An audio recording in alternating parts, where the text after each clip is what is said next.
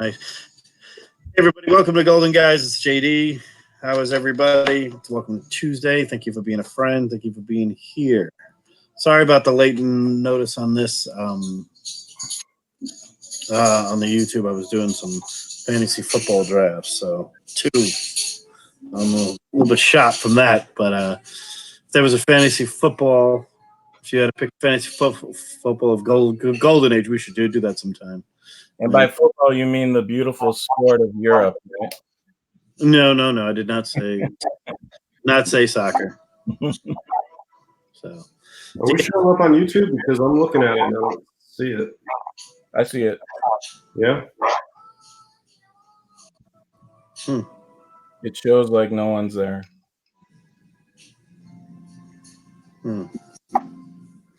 Knights, how are you doing? Oh, I'm a little tired. It was first kindergarten day. I feel like there's some feedback. I don't know if that's coming from my end or. I think it's the Mets game. No, I turned off the Mets game. But it was kindergarten. That sounds better. It was a kindergarten orientation today, so there was a lot more parenting responsibilities, and it's a pretty exciting day. So I'm tired. We'll see. Yeah. When you have to ship off your PCH to school.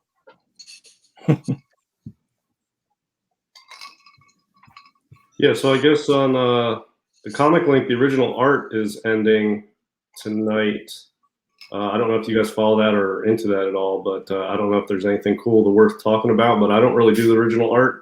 But I know a couple people I was talking to are checking that out. So yeah, we'll see what anybody in the community gets. But any big pieces? I shot out a few pictures of a few pieces for people out there, and some stuff in the Golden Age. Just a few things. I think there were 8 pages of a story done by not Bill Everett or Russ Heath. It was somebody else. It wasn't an Atlas story though. I think it was Fox. Or it was out there. There was one 8-pager out there, but then the other stuff that was out there was pretty good. Was if you're Ninja Turtle fans, the first ever Casey Jones in the Raphael, was their origin on the 5th one, and a Jack Kirby drawn turtle.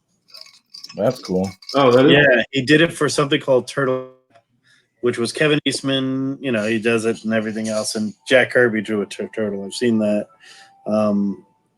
There was a ridiculous Kirby Journey into Mystery. I think it was 118 piece that was just all Thor Kirby'd out. Was ridiculously good. But yeah, there's a lot of good original art out there. Some of the finest pieces I've ever seen. So out there, they did some recreations. I mean, some good stuff for if you're fans of them. I mean, there was one Bernie Wrightson thing. Everyone's like, "Oh, you should buy it." I'm like, if I don't like it, I don't care who did it, even if it is Bernie Wrightson. It's I am number 4 drawing. No. Yeah, I watched on a Bernie Wrightson sketch on Heritage a few months ago, maybe like 3 or 4 months ago. It wasn't a regular art page, but it was like a regular 8x11 piece of paper size with a sketch that he did of some like alien skulls, like non-Earth. Very cool. And it was like a study on skulls, and I don't know, the bid was low and I was bidding on it and it got up to like 200, and like an idiot I just stopped, and it sold like 250. And thinking back, I would have probably paid 500 for that. A skull sketch study by Bernie Wrightson. I mean, that's 250. I mean, I don't even know why it went that cheap, but I've stopped too. Yeah. So. A lot of Bruce Timm original art for you. If anybody knows Bruce Timm, a lot of good stuff there. Here's a copy of that Jack Kirby. Hang on. NYC said he built on it. Look at that. That's a Jack Kirby drawn. Oh, nice. I know it's not Golden Age, but we'll just show it anyway. Some original art that went, and it'll focus for 1 second. There it is. Beautiful, right? Yeah, that is nice. You can tell that's Kirby though. That looks like Commandy on the bottom or something. Yeah, or yeah. Well, he's got like an ape face, but it's pretty cool. And on the bottom, it's thanks Jack. Thanks you, Jack. Kevin Eastman. Yeah, and Kevin Eastman his turtle thing. Then you got some Bruce Timm stuff, some just good stuff out there. Yeah, here's what I have. I don't have it to show tonight, but I'll show it. I don't know. I think I bid on this after or before our chat last week. I'm not sure, but in any event, this is a book that's coming on Thursday for me. That's congratulations. 5.5. So I'm really psyched to get this. Yeah. Everybody who's I posted on Instagram that I won this, and a lot of people, everybody's like, congratulations, awesome book. But then like private messages, people I talk to, a lot of people are like, I didn't know you were a collected Planet Comics, and I'm like, I don't. That's just it's a big golden age sci-fi monster book. It seems like Planet Comics has collectors that collect Planet Comics. Mm-hmm. They don't collect any of them, and I'm sort of in between. This is my second Planet Comics issue, and I like the Planet Comics issues that are just as like early sci-fi Flash Gordon stuff. Books, yeah. I'm not going after it because it's a planet, but this would be like I'd go after this because it's a huge golden age key, not because it's Planet Comics. Although it's the first. I think it's the first full themed sci-fi comic. So I would really like to get this. Planet fans in the Fiction House world, if you just go to any CGC site or whatever, they want their own section of Fiction House. They want their own Planet Comics. They are separate. They're a cult. They're a freaking Kool-Aid cult. Yeah. They're a cult. They're like Rush fans. If you're a fan of Rush, you love Rush. If you don't like Rush, you're like, yeah, right, whatever. They're Rush. They're good. Yeah, I like Rush too, but I don't. But you're not a casual fan.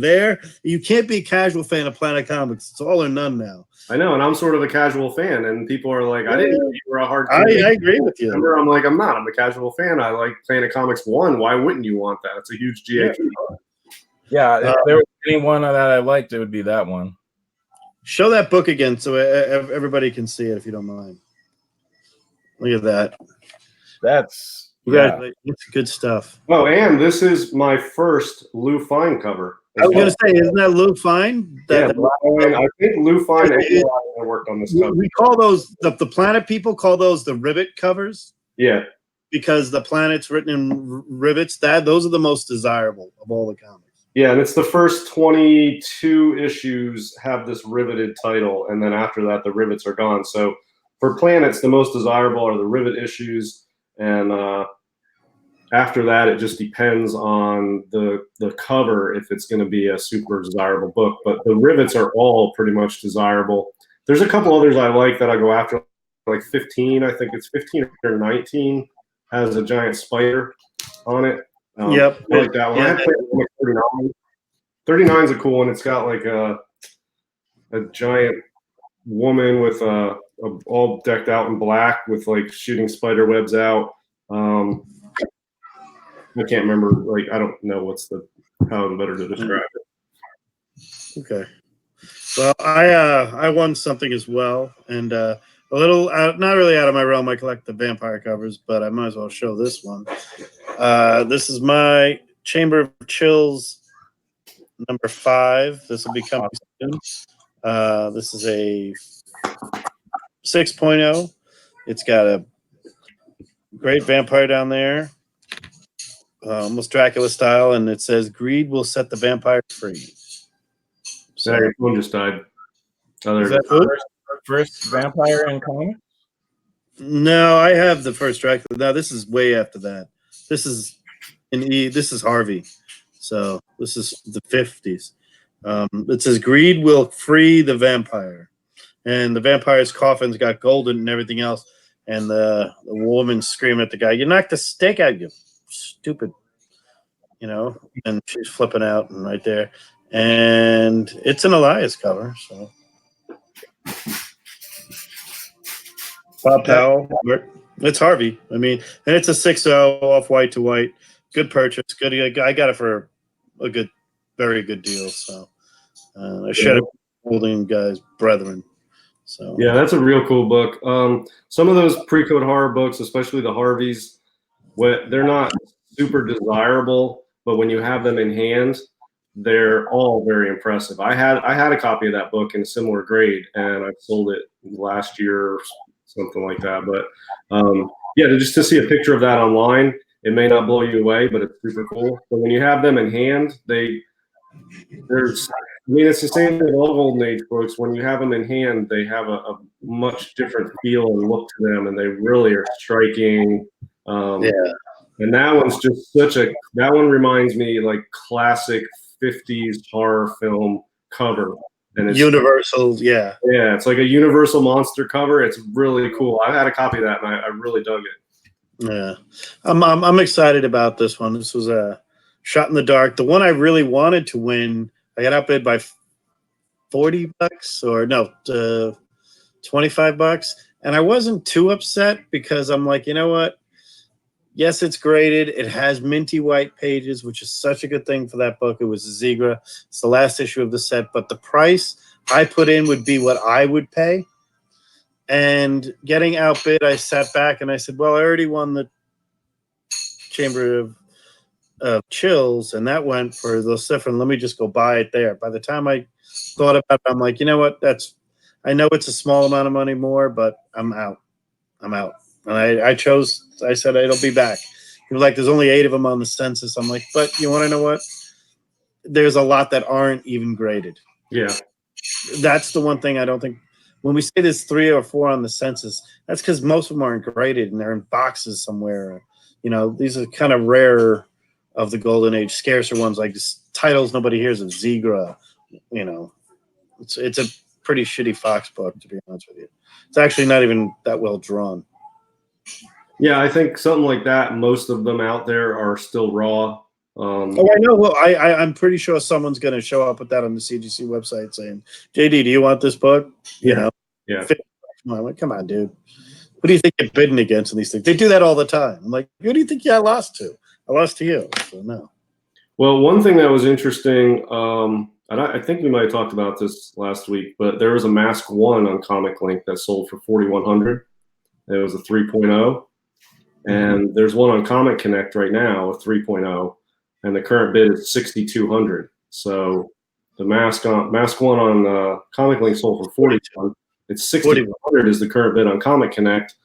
A lot of people are saying they didn't see the one on Comic Link because they had it towards the end of the auction, but I don't know. I mean, I saw it. Enough people saw it, but that's a huge difference, $4,100 versus $6,200, and that one will probably go even higher. And it's just the price. Yeah, like 7 days to go or something. Yeah. Comic Connect has a lot of nice items on this Comic Connect auction. It's definitely something we're going to focus on. You know, where do you think things may go? So there's something for every one of us in there. You know, we joke about it, but you know, Metropolis or Comic Connect, whatever you want to say, they're good. I mean, I don't like their raw grade that much. It's my own personal opinion. I don't know if anybody else has seen that or experienced that, but you know, to each his own. But there's a lot of featured items in this auction that I just wanted to, you know, especially the Golden Age. If anybody's interested, I'm not going to tell anybody what anybody's going for, but you know, there's some classic. I will just bring up something for everybody here. So here's one they have coming up in the Comic Connect auction. High grade Action 1. Now it's been restored, but it's an 8.5. 8.5. The 8.5. Yep. Yeah. Now this one has small amount of color touch, pieces added to cover, tear seals to cover, cover cleaned, cover reinforced. So they've got it at slight moderate. So it's an A2, but I don't know. That's for an Action 1. That's not a ton of rest. How much is that currently? It's got 5 days to go, and the current bid is $252,000. That's nice. I'd like to, if you can, please show the Batman 1. Yeah, I think I've got that one saved on here too. It's an 8.0. Yep.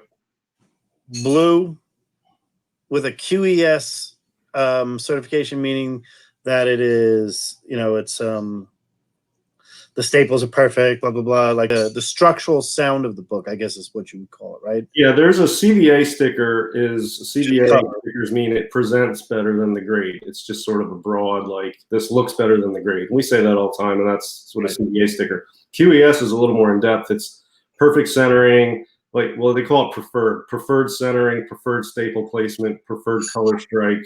So it's sort of a same thing as a CBA, but a little more in depth. So, I don't like seeing either of those on high grades, but here's the 8.0 Batman. I'll tell you, it is, it's pretty good looking for an 8.0. It looks higher than an 8.0, so I don't have a problem. I actually think that this could be the $700,000 Batman book. This could be, what's the highest the Tech went for? Tech 27, because this would be 1.5, I think. And that's the church one. I don't know. Yeah. I don't really pay much attention to the high end because it's just it's depressing. I watch them, but I don't remember them because it's not something I follow closely to collect. And let me look real quick. I do keep an eye on it. I always find it to be,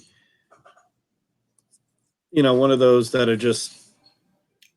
What can you say about it? It's just ridiculous. This Batman one will go higher than people think, though, because it's in an old CGC holder, and just looking at it, there's clearly issues that can be dry cleaned on the cover, and it doesn't look like there's any creases or spine dings at all. So they don't show the back. Oh wait, they do show the back cover. When did that 9 sell? That 9.2 on the Universal. Yeah, so the back cover on this Batman is dirty too. This is in dire need of a dry cleaning, and there's some foxing on it, but there's not a single spine tick on this Batman, and it's an old PGC holder. So, I don't know if on this caliber books people buy them to press and clean and resub, but if I bought this, I would, and I'm not a person who cracks out slabs. I would crack this out and dry clean it and press it since it's out, just because it clearly needs a dry cleaning. And then it's such a huge book. If it goes to an 8.5 in a new holder, that's probably a huge bump, because if it just goes up a little bit on the census, it's a lot of extra money. So I don't know if that'll factor into the price. I don't know what it should go for, but the current bid is $414,333. Nice. TJ, Slabdrag, CVA is a bunch of nonsense in my opinion. I've said that from day one. I have been offered CVA sticker books, and I just have no interest in paying that premium. Now, the funny thing is I do pay premium for a certain pedigree, but even that I've slowed on recently, because pedigrees are popular thanks to CGC, and I'm going to sell a few pedigrees I have because people really want that new label. So, I see that in the golden age very soon. I expect to see massive amounts of black labels in the golden age. What is this black label? We are just a matter of time. If it's a pedigree, they'll give you a black label. That's all. Sort of like the Marvel label, like you get a Spider-Man label on a Spider-Man book. They have black labels for pedigrees. So if you send in your Aurora copy or your River City copy, they'll give you a black label. The one everybody wants. I wouldn't mind seeing Norlands, because they're all your world, pre-code horror. And that pedigree is probably ripe for a major upgrade. It's not the most highest quality. It's not like file copy bullshit. No, it's 7.5s, 8s. Yeah, but it's an amazing collection because it doesn't skip a beat, It's so much in there. Well, I get the pedigree, why people like pedigrees. I'm not a pedigree guy. Even if I had the money, I wouldn't.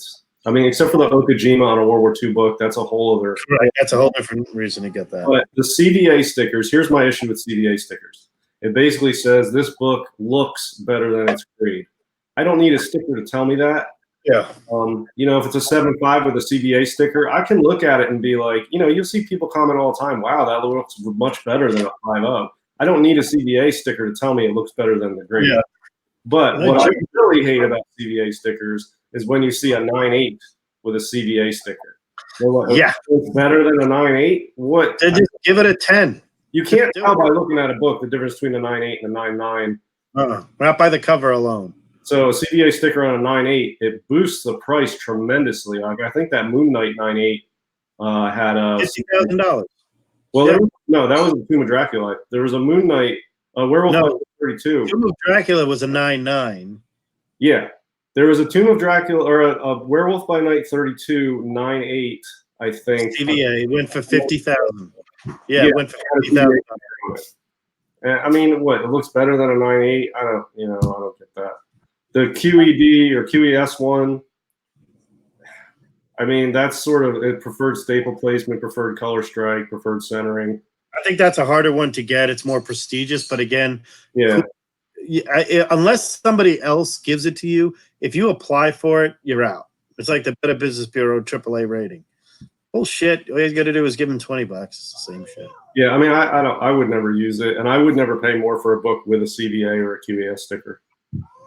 I wouldn't pay more either. In this auction here, there was a few other ones I was looking at that were quite popular. Obviously, some Amazing Fantasy 15s. Early Wiz 2, people were talking about that before. Some Venus books. Some old school Tarzans from back then. Early Detective pre-Batman. No, that's Batman. That's Detective. That's one of the later ones. But some early detectives. There is a Superman 1, but I think that's a reprint or restored. Is that right? For which one? Superman 1. I don't think I have that on my list. Oh, nope. It just came out there. It's just a really extensive Superman 1. 9.0. It's actually not in the auction. It was pulled. Okay. Oh, yeah, I have it. What is it? There's a Superman 1 on here of 1.0. I know there's early. Let me see. What was the? There's a 1.0 that's current bid is 51,000. Let me see why it's a 1.0. ADS, I'm surprised your Planet One didn't go for a lot more. I mean, 5.5, is that what it is? That's I mean, there's been a couple of 5.5s that have sold this year, and they sold for around 6,700. But I expect the price to go up each time. I got this one for 6,100. I think it was 6102 or something, or 6103 or something. It's a great book. I'm jealous of that for sure. I was happy with the price, and then it costs way more when you add in the 3% buyer's premium and the tax and the shipping. Yeah, it costs a bit more than 61, but yeah, I thought it was a good price. Yeah, that's a good. That was a good deal. I'm looking at some of the stuff, right? That's got to be one of the first black covers. It's got to be the Planet One. Yeah, I mean, because that's a 1939. That came out November 1939. Right. It has a 1940 date on it, but yeah, it's early. Super old. They say, I think it was November, what is it? I have it here. November 1st, 1939. Only one with it. World War II started. You know, I work up my budget by flipping books until I have a decent, what for me is a decent sized budget. And then I'll shop for a big sort of investment, major upper tier level GA book. And over the years, as I've been able to flip more successfully and have enough sort of books that I can move, books that I bought years ago that have increased in value and make some money on those, and then flipping superhero books, my budget gets higher, a little bit higher, each year. And so that Planet One is sort of where my big book budget is at these days. Now, it's not every day. If another one comes up today, I'm wiped out. I don't have that. But I will build up again to that, and it won't take me too long, and then I'll be at that level. I hope to be like by next year or the year after to be able to go after books that are like maybe 10 as like a big purchase for a year. So, Right. it's 2 steps forward and 1 step back. And every time you buy something to flip or invest, there's always risk and you lose on a lot of them. But, I try to win and profit on more than I lose on. And then there's a bunch of break evens in there. So, yeah, it's 2 steps forward, 1 step back, and, make progress every year. But, 3 or 4 years ago, it looked like this would be, unfathomable that I'd be able to get it. So, Well, I got my glasses on. I'm going to work hard and disciplined and flip books and invest, smartly. right. If you good advice there from Diaz. Now I got my glasses on. I'm going to read out the chat. Jason Smith, how are you? Comic Books NYC. Perry Comics, always good to see you. Joey Solo. Johnny Boy. What's going on here? Good having some good people in the chat here. DS is here. Knights of Old is here. We're going to talk about that in a little bit. Keep going. Marvel Hunter, Just a Rican. How are you? Jason Smith. I think I mentioned him, but let's mention him again because he's always around. Good to see Chris Barrett. We got here. Very good. Brandon Stalinsky. How are you? Let's keep going on. TJ. Yep. Great having him. Tech 31. Ben Compton. How are you? Good seeing you here. Tech 31, like I said, that's all good stuff here. Very nice. There's a big PCH book in the Comic Connect too. Oh, I only got up to one. Huh? First page. Map. Well, which one is it? Well, I mean, this may not be the biggest one, but this is one I'm watching. Is Chamber of Chills 19 and it's 7.0. Nice. So this is probably, I mean, it's not among PCH collectors. This is not the consensus best book, but just in comics generally, I would say this is the most iconic pre-code horror book. Everybody knows it. It's what defines the genre, and it's like the poster boy for the genre. This is the iconic PCH book. So it's a huge book. It has a lot of crossover appeal. 7.0 off white to white, and the current bid is 8,400 with 7 days to go. That'll easily break 10,000. Okay, here, give that to me. I see that. I know that as the Misfits cover comic. Yeah. And there's non-PCH collectors that want this book. I mean, everybody wants that book, really. And who doesn't want that book? It's cool, and that's why it has such crossover appeal. The Misfits tie-in helps. And it's classy without being that gruesome horror. It's got a charm to it and a classiness to it that has mass appeal, and it's just so iconic. Who's that artist? Lee Elias. Did he do other really iconic covers as well? He did a lot of Harvey stuff. He did number 23 in Chamber of Chills, which is also, it's the Zombie Kiss. He did that. He did, now there's some debate about this, but he did Black Cat Mystery number 50 as well. Some people attribute it to Warren Kramer. CGC and I attribute it to Lee Elias. He did Tomb of Terror 15, the other Exploding Face PCH book. And if I've owned both of those side by side, and if you compare some of the aspects on each, it seems to clearly to me be the same artist. The line work, the way the hair is drawn, the eyes, the melting face, skin parts. You can see the style if you look closely at all those aspects of both covers. They clearly look to me like the same artist. So yeah, I mean, Lee Elias, you don't hear his name bandied about much, but he's probably got 5 or 6 of the top 15 PCH covers. Massive PCH artist. I mean, but you don't hear everybody talks about, LD Cole and Bernard Bailey and all these other guys, but monster covers. I think that has to do with Elias being younger, and he's pretty much one genre.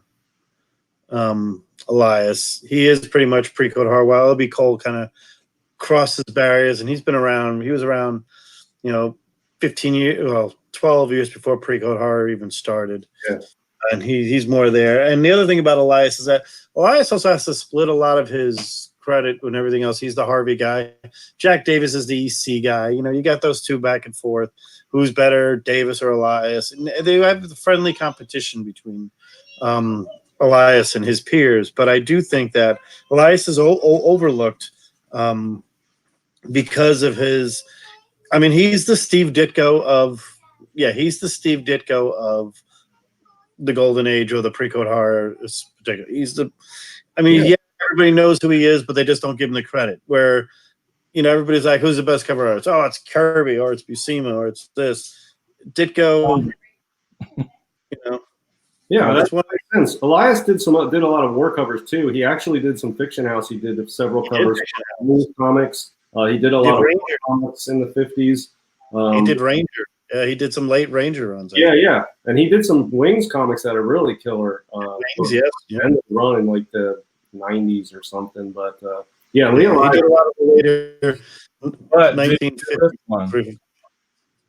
Who's that? Is that Lee Elias? I don't know, but it's Chamber of Clues. Yeah, well, that's after the end of the PCH. That's when everybody had to sort of change gears because of the comics code. And he did the one. Those Chamber of Chills covers are all pretty awesome.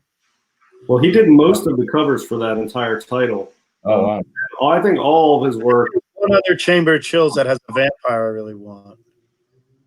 I think I'm going to see if Elias did that one too. That's Well, that's the one you got, right? Yeah. Chamber of Chills, yeah. Yeah. Chamber of Chills 5. That's pretty cool. I hope you guys get your book soon, and I hope they enter your possession without any issues. Thank you. I will say this: I do like the way Comic Link ships their books. I don't like to even talk about it until I have it in my hands. Usually, because did you ever watch that Dr. Von Chilla video where he opened a Comic Connect unboxing and it was the wrong comic? Oh man, no! And you can imagine his personality. It was pretty funny. I think it's still up on his feed. But yeah, I did one blind unboxing once where I bought the book without even seeing pictures from a dealer that I trusted, and I never even saw pictures of it. He just told me what the grade he thought it was. He shipped it to me. When it arrived, I did a video, open on the video. I didn't even see a picture of it before that. I saw it at the same time I opened it for the video, and it worked out. But usually I open everything before I'll do a video or show it, because I bought an Eternals 1 and just last week, and I opened it and it was Eternals 2. So I contacted the guy, and he sent the Eternals 1 to the other guy, and he sent the Eternals 2 to me. And I'm like, oh crap, this isn't going to work out. That dude's not going to want to send it back. Well, I guess he contacted that guy, and that guy really is dying to get Eternals 2. It's like the only one he's missing in the run. So thank God for that. I don't know if Eternals 2 is worth more than 1, but I want the 1, and it's a good high grade of it. So this ensures I will get it, because he's desperate for the 2 to complete his run. So that helps me ensure that I will eventually get it. But yeah, I mean, it happens. You order enough stuff, you buy enough stuff, and you get the wrong. Yeah, that's what I tell people. I mean, I did a blind unboxing one time, and the book was completely destroyed. I was like, come on. Oh my God. Yeah, I mean, I consider that. I buy a lot of books, and I buy a lot of stuff off eBay. You don't usually hear me complain about eBay shippers or eBay sellers. It's not because I don't have any problems. I have the same problems as everyone else, but I don't have the expectation that everything's going to run perfect off of eBay. You take a risk every time you buy something, and the lower cost the book is and the less reliable the seller is, the more chance of a problem. So if you're buying big books off reliable 100% feedback sellers, you almost never have an issue. But if you're buying $5 and $10 and $15 books off sellers who have a ton of inventory and are turning and burning books and have 99.9% feedback over 5,000 sales, your chances of having an issue are bigger. High volume sellers don't pack as well. Cheaper books don't get as much attention. You'll get media mail. You'll get terrible packaging. I mean, it happens sometimes. It's a risk, and you just do what you can to limit the risk. But if you have expectations that everything's going to go perfectly, you're going to be disappointed often. Not often, but sometimes. So, but it doesn't stop. I buy a ton of stuff off eBay. I buy something off eBay almost every day. Just found out that this is the first Lee Elias cover, Chamber of Chills. Oh, nice. Number 5. Yeah. Before that, it was unattributed to anybody. But they're not Elias. You could just look at them. They just look differently. If you're not familiar with the old ones. So, yeah, I think number 5 is the first renumbered issue. I think before that it's 21, 22, 23, 24. And then they started. Right. Yeah, you're right. The 24. Yeah. You got the lowest actual numbered where they started renumbering it. Yeah. Yeah, it's a cool book. Yeah. I'm trying to find. There was another Lee Elias cover that I was a big fan of that I can't seem to find it. But anyway, I'll remember. Check this book out. It's called The Superhero, Peter Coogan. And it's all about superheroes and what their origin and like why America likes it and all this stuff. I just started it, but it's really good so far. It was a really hard to find book, actually. I don't know why it's out of print. It seems to be used in schools and stuff. The one I got was super like had all this, highlights and all that stuff. But so far, it's really good. It's really cool. It goes back from the origin of superheroes from way back, and that reminds me of something I said in my video last week. Was that, and it just astounds me, is that in an interview with the guy who created the Human Torch, he was saying how, well, we just call them characters because there was no such thing as a superhero, and it was like a year or so after Superman came out that they even came up with that term superhero, and I think that's pretty cool. Pretty fascinating. Nice. That's cool. That's a cool background story of that. Yeah, I need to get some more of those like textbook type things. I haven't bought one in a while. I need to find a good. Usually, when I go out of town, I check out a comic shop in that area, and I usually don't end up buying comics because I don't like to pay retail for comics very often. And comic shops are not the best place to find deals for me. I'm amazed at other people that go to comic shops and find deals. I wish I knew that secret. I can't do it. But I usually buy a hardcover or a trade or something. But I haven't bought one in a while, so I need to get. I'm going to look for that one. Yeah. The Marvel next to show some Western books. I figure I might as well show a few Western books. People are asking. I do have a few. They're all specific to one artist, but this is a Blaise Carson number 4. This is a very, very early John Buscema work, probably his 3rd cover, and it's the first appearance of this guy. And that's in here. This is Kid Cowboy. This is some more Buscema in here, and this is this guy, the Apache Kid, a great 2-gun Western. I mean, this is one of my favorite covers, period. It's just a really well done Western cover. And this is a 2-gun Western number 5, starring the Apache Kid and the Apache Kid. So there's Apache Kid on one side, and Apache. So it's 2-gun Western. Yeah, that's pretty cool. I like that. Carson. And there's actually a cool thing in the Blaise Carson. I think this is the book. It's actually a historic book. This is a Stan Lee wrote the Western stories in this. And there's a cool newspaper in here. I think it's this one. Who the bad guy is, too. I think it's the second story here. Apologize for this, but Do you have all Western winners too? No. I kind of wanted that. Which one? All Western winners. What's too. that? It's this one. So basically, wait, what number is that? Is that 2? That's the first Black Rider, right? Yeah, first Black Rider, Okay. Rider. I don't know. Yeah, Rider, same thing. But Or wait, that shows number 4. I don't know why I'm showing that one. But there's a number 2. I think number 2 is the one. Of course, it disappeared on eBay. But basically, in this Marvel 1000, I'm taking it you didn't read it, TS? Mm. You did? Did you read this? Did you want to see the? On your video, you mean? No, like it's a new book. Marvel.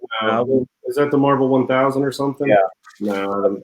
This is a Marvel comic as well, and I wanted to show the two things in here. This is 1948, and I'm just going to show it here, DS. You're going to like this because it's probably it may be mentioned in there. I don't know, but if I could show here, I will see if anybody can read the name of the newspaper if it comes up. Can you read it? Killer at Large, Daily Bugle. Oh, that's cool. Oh yeah, nice. Daily Bugle. That's and there's cool. another one in here is who the bad guy is. How did you find that? How did you know that was in there? It was a something on a website. 4 guys were talking about what's the first appearance of this, first appearance of that.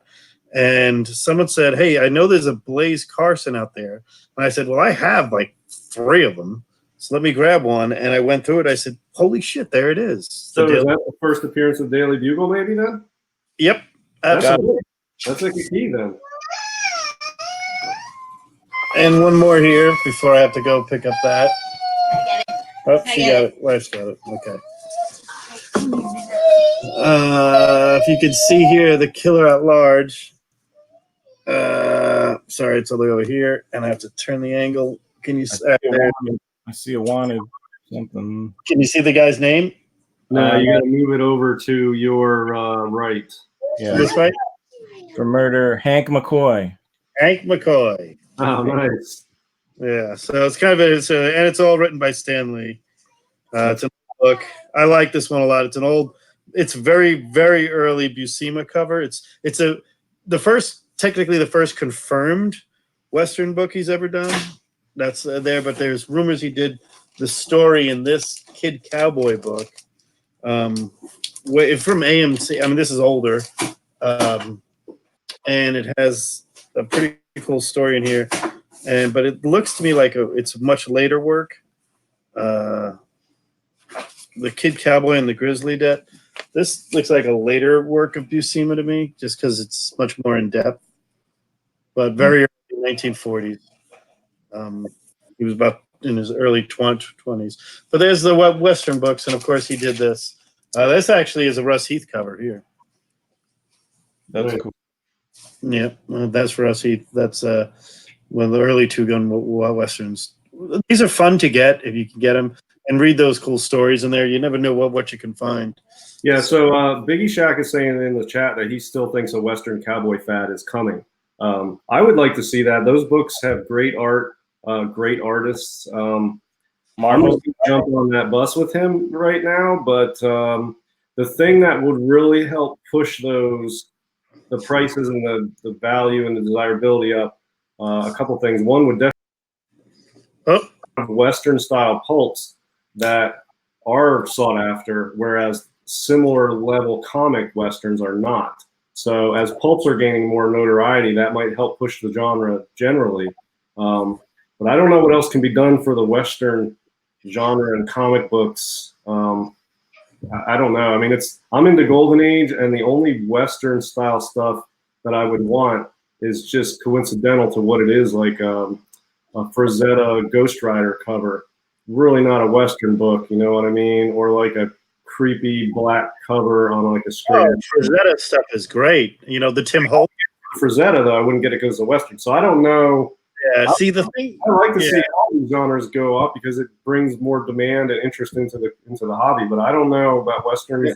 We'll see. There's a few Tim Holtz that have good Ghost Rider stories that Dick Ayers did. Those are really cool. Yeah, and Frazetta and Dick Ayers both did Ghost Rider and Tim Holtz. Yeah, not the Frazetta ones, but if you put on me, I'll show them the. Yeah, let's do this. Here we go.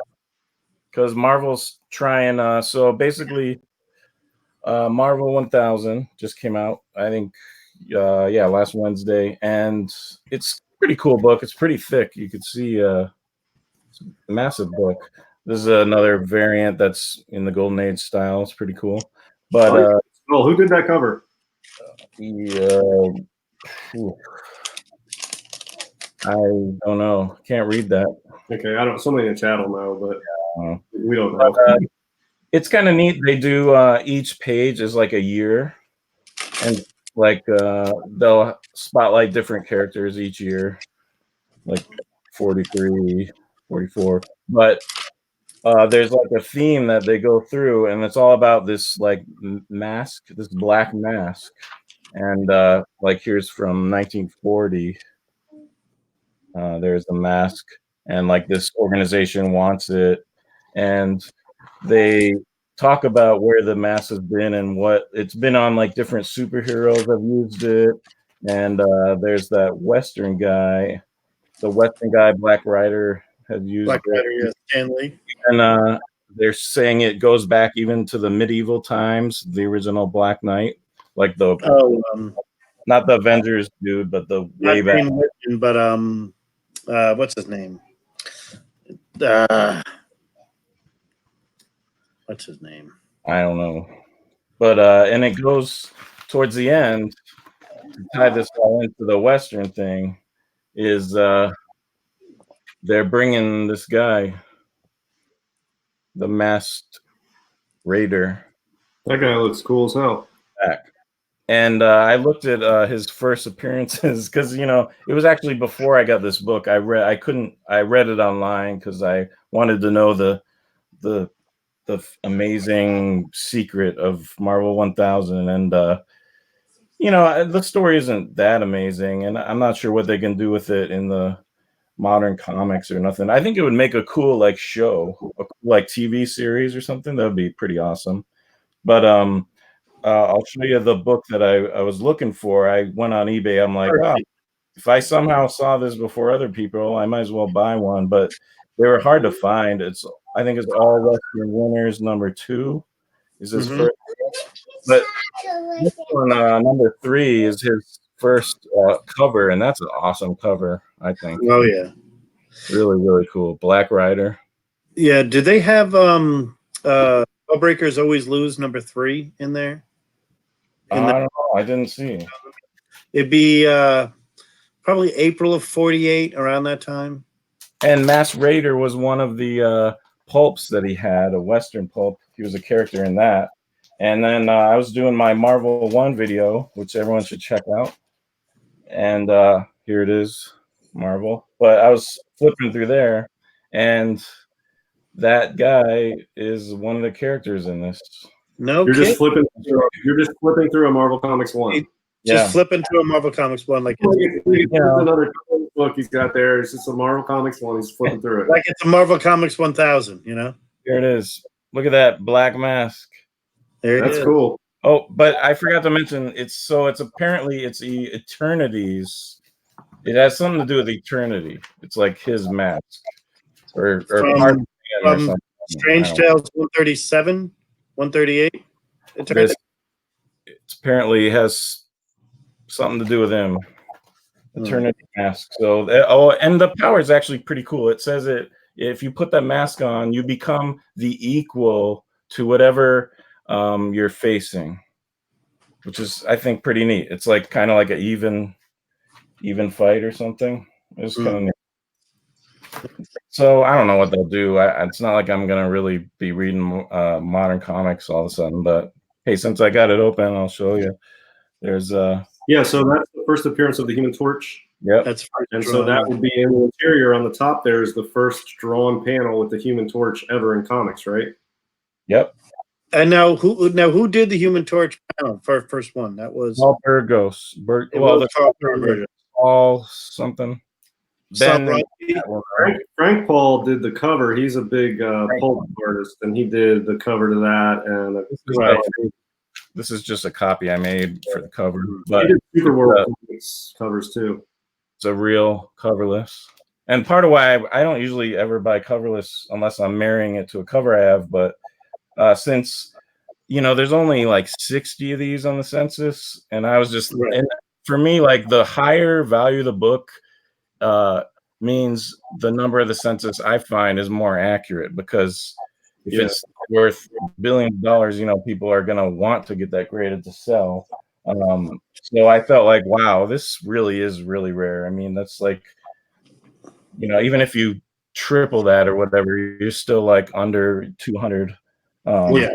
More and- scared that you have probably one of a handful of raw copies. Yeah. And even in the slab, it's a cool front page. Yeah. So I like that a lot. And the unfortunate thing is,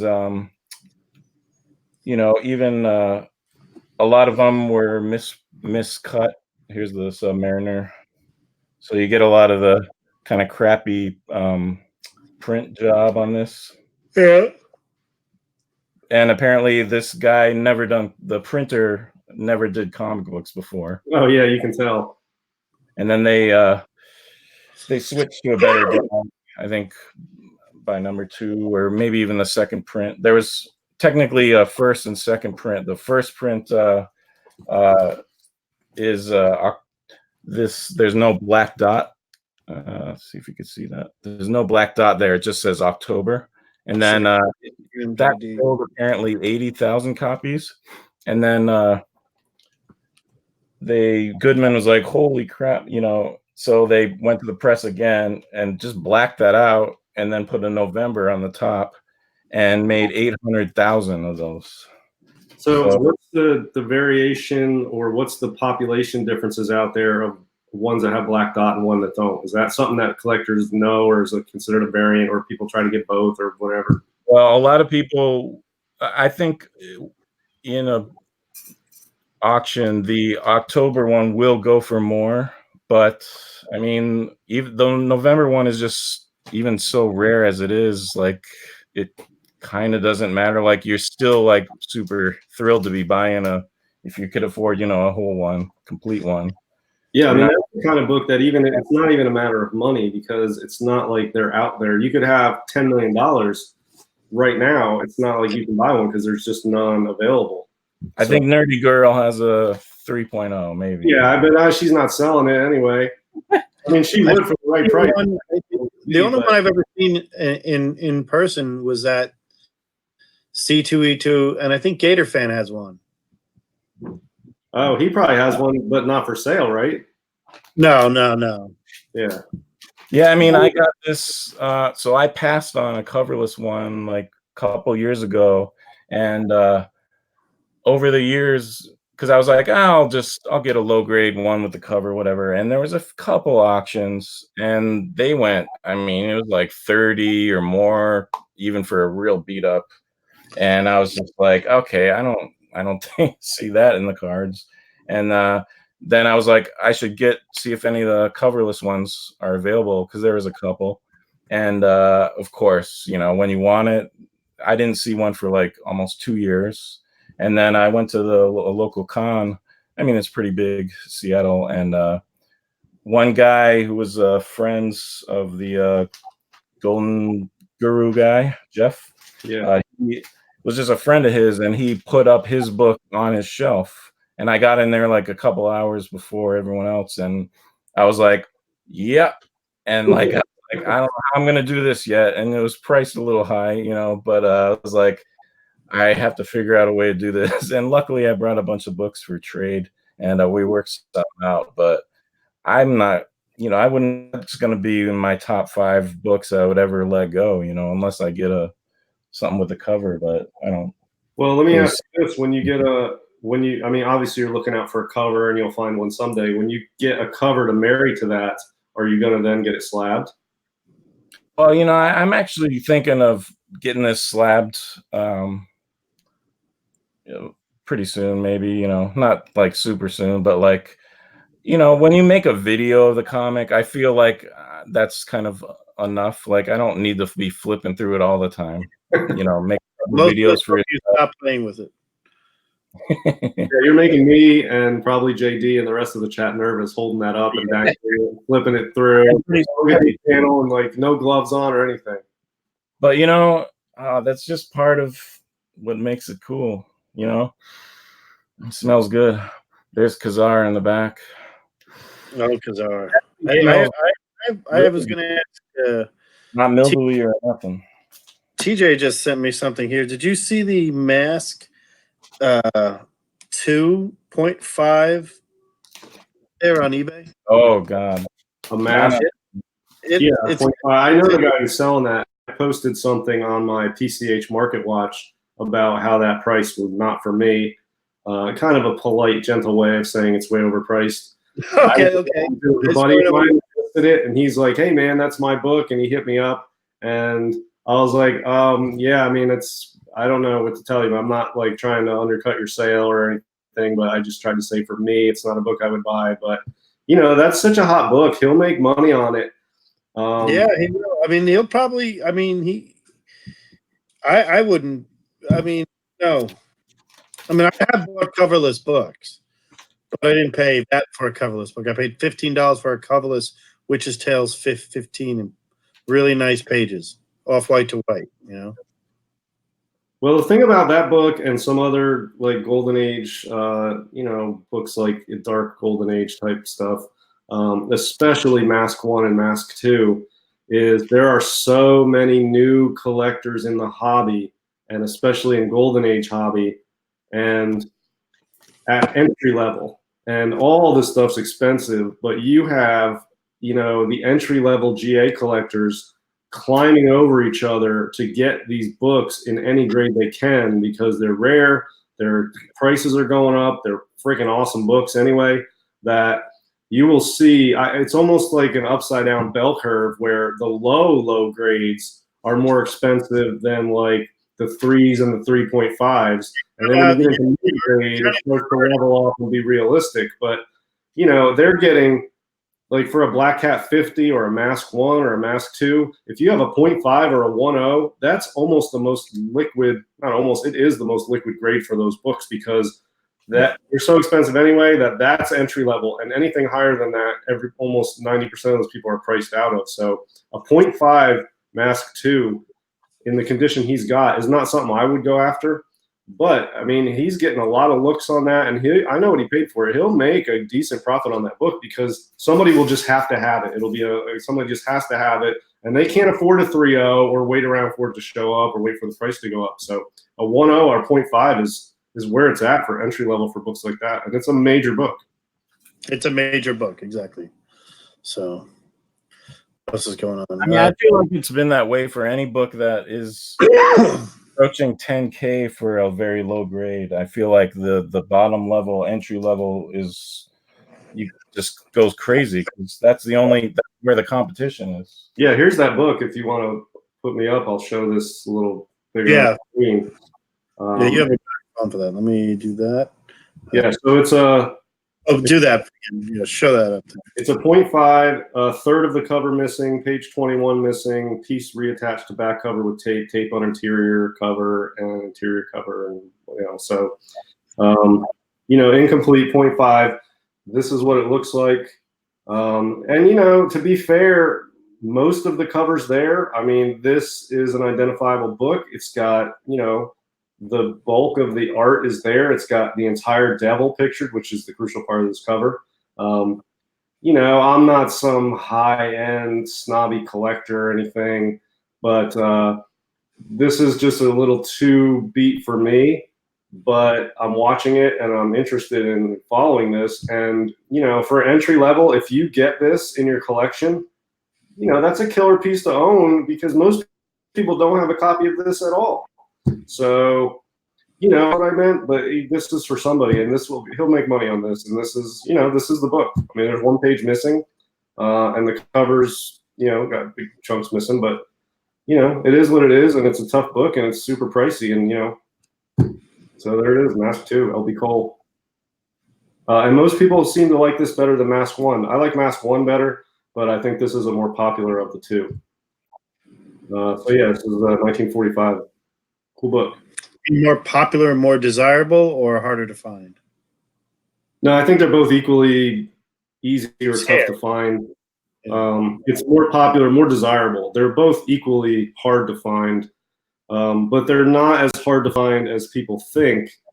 And since the prices have skyrocketed, you're seeing lots of them on the market. So there's like 50 or 60 or 70 of each on the census, and there's more being graded, every 6 to 8 months a year. So there's, for a golden, if you're into golden age, if there's 75 on the census, not a rare book. But the thing about this book is not the rarity, it's the cost and the condition. Because this 0.5 is up there, somebody will buy that. The next one comes up might be a 6.0. If you're like me, you need the timing, you need the budget, and you need like a 3.0 to pop up, and you need to win it. And it's not like I can just buy any copy that comes to market. And so it's a tough book to get in your collection, but not a tough book to see out there for sale. Right. But you got to win the auction. There's one of the LB Cole guys I talked to was TGC site. You probably know him. I think one of his names is LB Cole.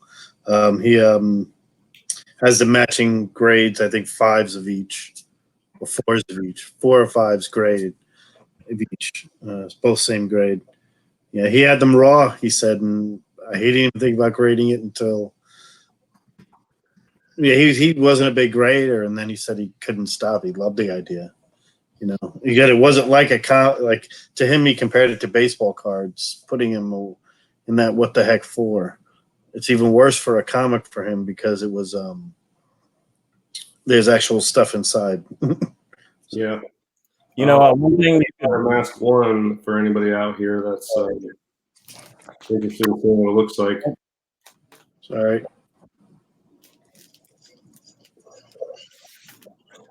You could have mentioned, though, DS, in your critiques of the prices, that, a lot of people put the rare books up.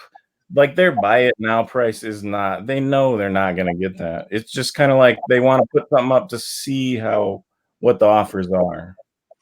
Yeah, I mean, and in all fairness, I mean, he's a dealer, and he does a lot of business on the boards, on eBay, on Instagram.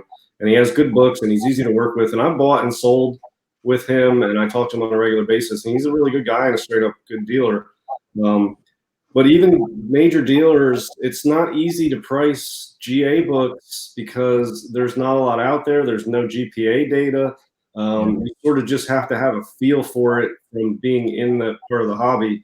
And to have a 0.5 Mask 2, that's a tough book to price. I mean, I wouldn't be surprised if somebody put it out and asked, $850 on it, and I wouldn't be surprised to see somebody ask $2,500 on it like he did.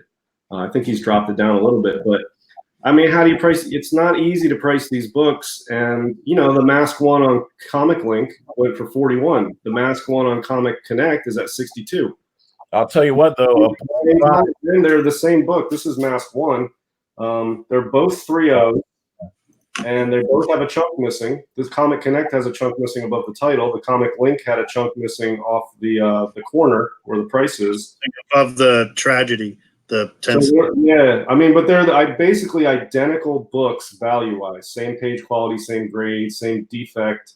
Everything's they're basically identical books. And one is 50% higher than the other one, and they're going at the same time on these auctions. So they're tough books to price, you know what I mean? And if you're buying it, it's even, if you're selling it, you can start high and just move down until it sells. If you're buying it, it's even tougher because how do you know what to pay for it? How do you know if the asking price is too high? How do you know? It's tough to be in the market of some of these GA books where you just don't know what's the price going to be. So it's really tough. I mean, I overpay sometimes, and sometimes I get deals. It's not often that I'm 100% sure that I have a rock solid deal. I mean, I bought a Suspense 8 this week, a 4.0, and I saw that price, and I knew for sure it was a steal. So I bought it instantly. But that's a rare occurrence. Usually, and the seller that put it up, he didn't know. That's why the price he put was what he put, because he didn't know how to price it. But I knew on that book it was definitely low. So you just never know. It's tough to price a book like that. Yeah. My buddy just won this. Just still on the hunt for that Gangsters, but he got this book. I don't know anything about it. Chilling Tales? Yeah, it's a Matt Fox cover. He's also did a lot of pulps in the 40s. It's pretty old. It's about a 3.5. Yeah, there's five real good covers in that Chilling run, and that's one of the best. The Matt Fox has two covers that are just really good, and that's one of them. And they're pretty tough to find, and yeah, that's a nice book to own. Did you see my new Funko Pops? So I have the Oh, you got the Golden Age ones. whole Timely crew now. Nice. You need a blonde Phantom. I like that torch. Yeah, that's pretty real cool. I'm not a real Funko Who's buyer. the other one? I had to buy it. I'm not sure about the Trident, but it's all right. Yeah, and it's the green.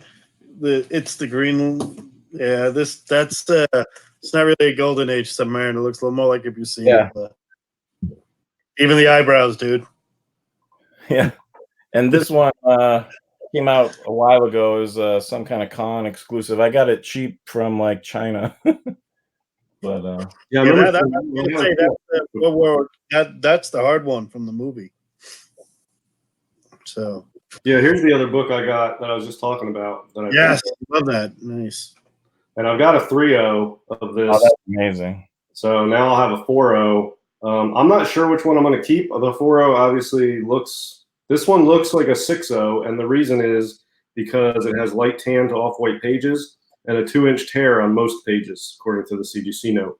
So those two things brought the grade way down, but this looks like a 6. So much better presenting, and with the tear, the page color is all right. But I've got a 3.0 off-white.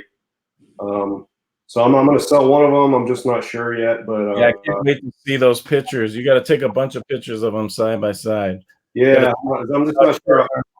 And the color and the registration. There's Yeah. all kinds of stuff.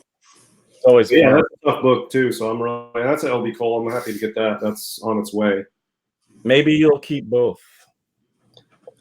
I don't like doing that because I always say doubles are like money under the mattress.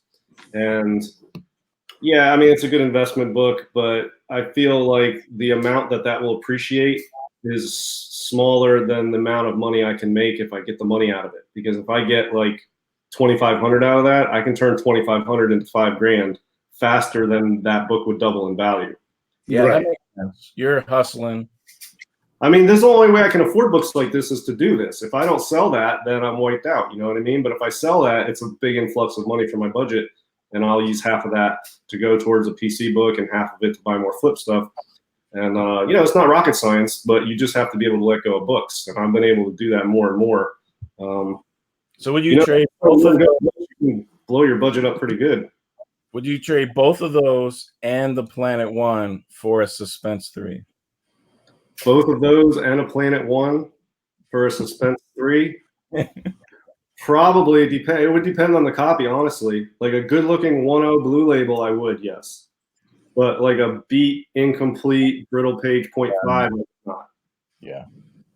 But there is a guy who has a 1.0 blue label that I would love to get, but I don't think he's going to be selling it anytime soon. But that would be wheelhouse for me. 1.0 blue label, decent-looking, complete book.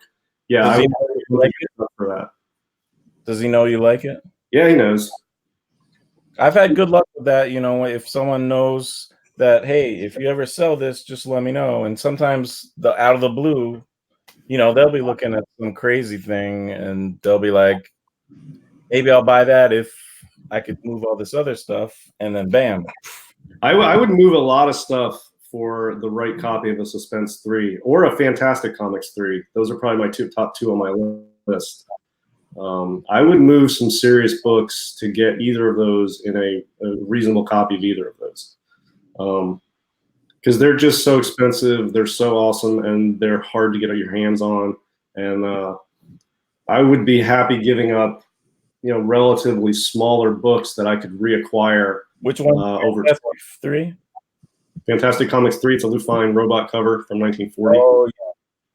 Look, you're getting to the real dawn of the golden age. It's awesome. Well, I mean, I'm nowhere near getting one of those. You know what I mean? I think where I'm at right now, like cutting edge of where I think is realistic to shoot for, would be like a Scoop 2 or a Dynamic 8. something like that. Maybe like a Giant Comics 2 or something like that, or a Wonder World, or like a Mystic 8 or 9. One of those. I could score one of those this year or next year, but beyond that, the Super Grails, they're out of my league. I'd have to trade a shit ton of stuff that's nobody's gonna want for one of those books, probably. What about Science? Isn't there a Science #1 that's pretty good? Weird Science 1. Science Stories, maybe. There's Incredible a Science comic. Fiction. I think it's a Comics 2 is a Lou Fine cover with Dynamo on it. That one's a pretty good book. I'm trying to think. There's a copy of that on eBay, actually. Let me see it. I'll show you exactly what I'm talking about. And this is one I actually like. It's a 6.0 conserved. Oh, nice. Yeah, the conservation is cover and centerfold reinforced. So not bad. I don't care about that. Yeah, so Science Comics 2, Lou Fine. Yeah. That's over there. that would that's a look very- good next to your Planet One. Yeah, this is a killer sci-fi book. I mean, this is one of the top 5 sci-fi Yeah, books. there you go. So yeah, that's a 6.0 What conserved. year is that? The asking price is $8,500 or best offer. I mean, it's expensive. You know what I mean? So 5K. I mean, I don't know who's the seller on this. Nah, I don't think he would go down that low. But I mean, a 6.0 with no cosmetic work done. It's all structural. Yeah. So the look is genuine and honest. It doesn't have. I don't like cosmetic restoration, color touch, pieces added, trimming. The cosmetic stuff, I don't go for it. The structural stuff, I would make an exemption for on a big enough book. Cover reinforced, staples replaced, something structural would be okay with me depending on the book. I don't like the cover reinforced because I don't like it when they put the rice paper in there. I don't know. Yeah, that's. I've run into that a lot in timely books. That I've seen people tell me that's how they conserve them. I haven't seen it much in later stuff. They've talked about it. I mean, the rice paper They do it in Marvel Keys. There's a lot of Hulk 1s and AF. ones. Yeah. That's what I was saying. I see it a lot on stuff like that. They all served. Yeah, you know what else I was thinking about buying? I'm not against it. I'm just saying it's just I see rice paper as being the #1 reason. I mean, staple. I don't mind to have the rice paper inside the cover, reinforcing it by the staples. I mean, it's sort of like a tape to me. Tape doesn't bother me either, so I'm sort of that mindset. Well, but I think CGC downgrades for tape a little too much. You know what I didn't like about the so I used to not care about the rice paper, and then I had a showcase for the Flash, First bridge, yeah, and I got it raw, and the rice paper, and I guess this can happen depending on what paper they use, but sometimes the rice paper or whatever paper they use can kind of harden, or just it can feel very different than the rest of the book. Yeah. And it actually hard to like turn the page, and it just felt really, really strange and weird. And they infect the old page. Maybe amateur, sometimes they infect the other pages. Like they kind of, I've seen some good jobs with the rice paper, but I've heard the clumpiness of it. Like it's thicker and it's not the same. I would rather they just left it alone, detached cover or whatever, Yeah, I mean, I would rather that too. But if you're trying to get a Science Comics 2 and there's a 6.0 with some rice paper in it and it's in a slab, I'm not buying that to crack it out and bring it on the show and dangle it in front of the audience like you and flip through it with bare hands. I'm buying it as a high-end collectible piece of art. Yeah, it's not ideal. I'm not looking for rice paper in my books, but if that is what it has, I would make an exemption for that. Does that have like different grades as far as like that one you were talking about? Yeah. Does it have? Conserved, it has like professional. Well, one thing especially for reinforcements, the material used and how well that material is used depends on whether it's restored or conserved. Yeah. you have tape doing the reinforcing, it's going to get a restored label. If you need archival materials used like rice paper, and you need it done in a professional manner. So like if you or me just slap some rice paper in there, it's still going to get a restored label, I think. It needs to be done with archival materials. You wouldn't want something like that, and then like 10 years go by, and even in the slab, that paper somehow starts to like get weird or brittle or you know. If it does and it falls off though, then you're back to having a unrestored, unconserved book. So I mean, I don't know. I have a Chamber of Chills 19 that I talked to CGC about, and it's got the same thing: tear seals and cover reinforced. They will not give me a conserved label on it because the materials used are not archival. Yeah. TJ says that some of the older restored books before they came back with conserved can be resubmitted and you get a gray label instead of a purple.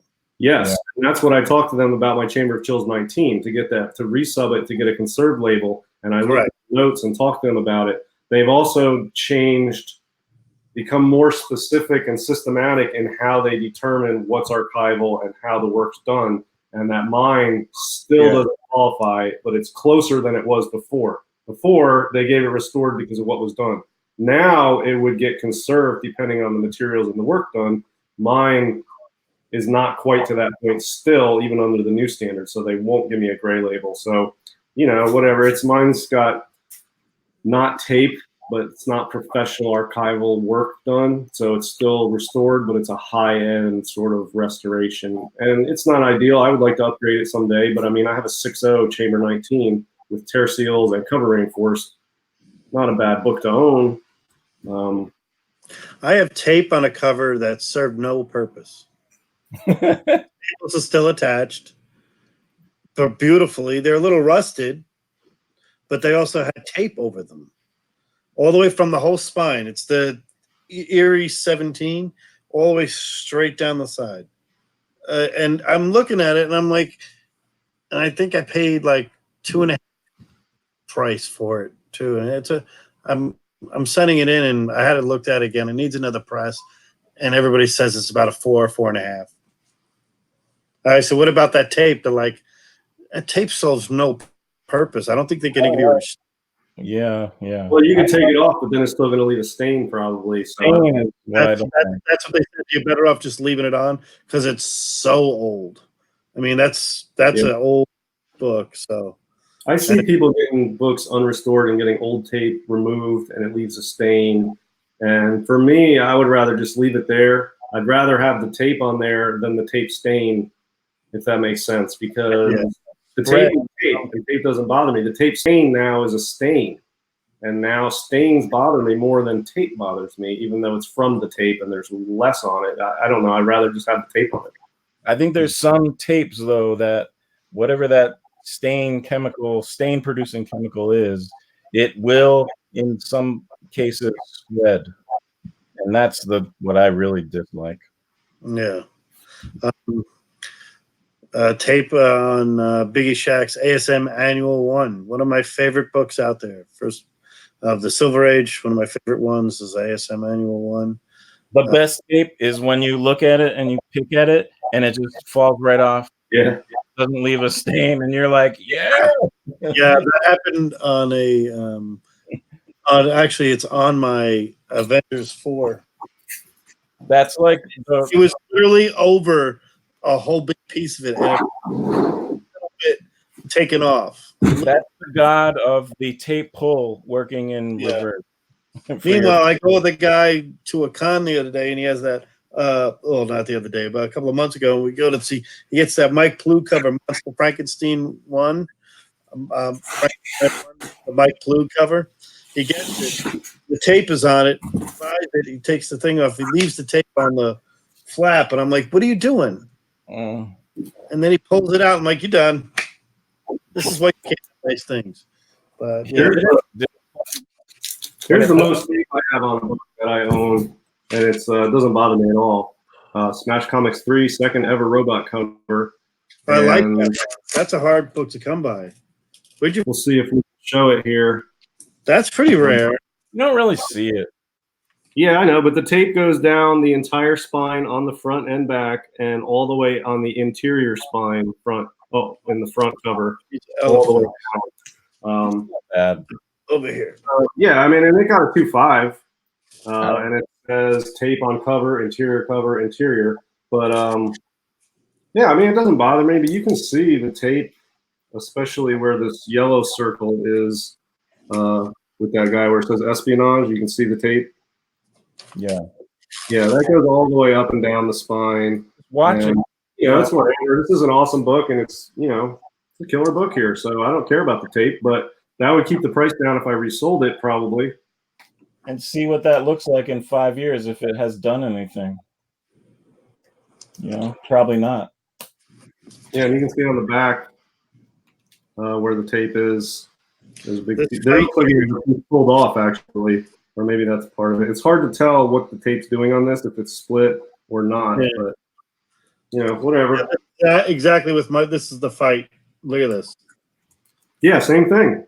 Serves no purpose. It's absolutely attached. There's nothing wrong with this. This book is completely there, not even split anywhere. I'm like, why? Why are you like this? Why do you people do this? Here's some tape I dislike. Right here along this. Yeah, I mean, but that's like the ones we have. Yeah. But it's like I don't want to touch it because it's gonna rip off. Yeah, just leave it there, dude. Yep. I'm And doing it there. I The watch tape it. is as old as the book, probably. I just keep watching it and make sure nothing's changing or whatever. But I think if you keep your book properly in the right conditions, I haven't seen any rust. I have a couple books with some rusty staples. They've done absolutely nothing in like 5 years. So I don't know. Yeah. I think a lot of this stuff happened like within the first 10 years of the book being stored somewhere, or someone brought it in the bath with them or whatever, never saw a bag anywhere or anything. Yeah. And that was it. It escalated when it was in that bad condition, a bad environment, and then that was it. It stops. It doesn't like spread like some crazy disease. What, the rusty staples? If I haven't seen it. If I mean, once you remove the humidity. Yeah, if you put it outside in a humid environment and all this, but why would Well, if you slab a book with rusty staples, it will arrest the rusting mostly. Well, unless you keep it in a humid environment. Yeah, but I mean, the damage is done, but the staining will continue because the rust on the staples in contact with the paper, that staining material is already there. Over time, it will bleed into the paper, but the staples won't rust more, but the staining will bleed more over time. But it's a slow process too. More tape for no reason. I don't see Yeah, it. I don't know why. I mean, I bought a lot of books from this collection, and they all have it. I got this from the guy. I got the Eerie, and I got the Fight, and a few other ones. They all have Well, it. there was a time when they would tape. If you taped detached cover to the book, you'd get a higher grade at CGC. There was a few years when they did that, so a lot of people were taping books at that point. Thankfully, they stopped doing that, but that's pretty lame that happened because it added a lot of tape to books. Well, if people don't know, the way CGC grades tape is the tape itself doesn't reduce the grade, but what they do is they consider the defects as if the tape's not there. So if you have the tape sealing a tear, they will count the tear as if there's no tape. So if you have a 4-inch tear neatly taped closed, they're going to grade the book as if it has a 3-inch tear. They're going to pretend the tape's not there. If the cover's being held on by tape, they're going to consider that cover is not being held on. And then, the tape is a cosmetic thing that I think hurts the grade a little bit, but it's mainly the defects that the tape is fixing. They will grade it as if the tape's not there at all. So that's why taped books seem to have lower grades, is because the defects that the tape is helping fix, they grade as if the tape's not there. So a huge split that's taped, they will grade it as if it's a huge split. and pretend the tape's not there, and they'll note that there's tape. But rusty staples, I don't really go for rusty staples. I don't mind if it's a discolored staple, but I generally try to stay away from rusty staples, which is amazingly easy to do even in Golden Age. Most staples are decent. It's one of the first things I tell people when they get their book is go to the centerfold, look very carefully if there's any brown around the staple. Any brown around the staple, fold it back up, put it back. Especially because, I mean, I'm not a big fan of, I think rust on staples is pretty rough because it's an infection, you know. I have it detached with a clean staple than the rust all over it.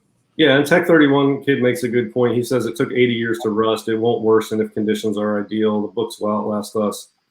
You know, to an extent, that's true. I just don't like the look of staples. But, you know, there's books, like I cite the Mile High collection all the time. It was just raw books stacked up in a dry environment, and they're getting, 9-8 white pages. And even stuff you buy these days, most of the GA books that I send in to get graded come back off-white to white. Most of them. And these are books that are 70, 80 years old. They're getting off-white to white. So, yeah, all of these books are going to outlast us. So I try not to be too insane about preservation, but I do what I can to preserve the books. But, if you just make an effort to preserve your books, they're going to stay in the same condition for the rest of your life. But I don't like rusty staples. I don't like the rust bleed onto the pages. I just don't like the look of it. But I don't mind tape. So, I mean, to each his own. Every collector has their own standards. It's not like anyone likes it, but it might save you $40,000 or something, Yeah, one of the things I to each his own. There are some people that don't mind the value stamp missing on the Bronze Age Marvels. They don't mind it. They flat out. I'm like, oh, okay. Makes it affordable. About it, but I never cut them out. Does that one affect the story? Some do, but the Hulk one? Not just the Hulk one, but there's a. I think the Hulk one does affect story. Where is that book? Yeah, and Biggie Shack says I've even debated restapling. If you replace the staples on a book, you'll get a conserved label. And I don't have a problem with that because I would rather have new staples put in a book than have the rusty staples. Obviously, ideally, you'd like to have the book with the original staples, not rusty. But if the choice is rusty staples or replaced shiny staples, I'll take the replaced shiny staples all day. I would opt ideally for the third first, but a Suspense 3 with replaced staples, I'm all over it. You know what I mean? That's not going to even stop me. It's a shame they didn't do the conserved label earlier because I know there was a lot of people who would have replaced the staple, but at the time they would have got a purple, so they never did. Yep.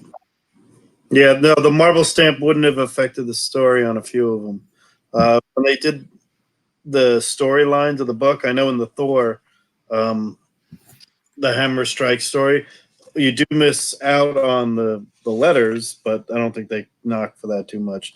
It loses Stan Lee's soapbox on a lot. I know that. And then there's the Luke Cage banner down there, so there's a few of them out there. Look at you flipping through. Oh, I thought it was a Hulk 181. No. He used to. I used to flip through a Fantastic Four 1 all the time. I used to sit it on my desk and I go over like this. I was so happy I had it for all those times, But again, like I did with it, like I said, I told everybody, I got it for a reason. I played with it. I slabbed it, and I sold it. Yeah, I think every book, some like for me, I do like to deslab, but some I don't need to do that for whatever reason. I don't know why. And then sometimes I don't care. I'll open it and then this shit's great. I'll be fine just slabbing it.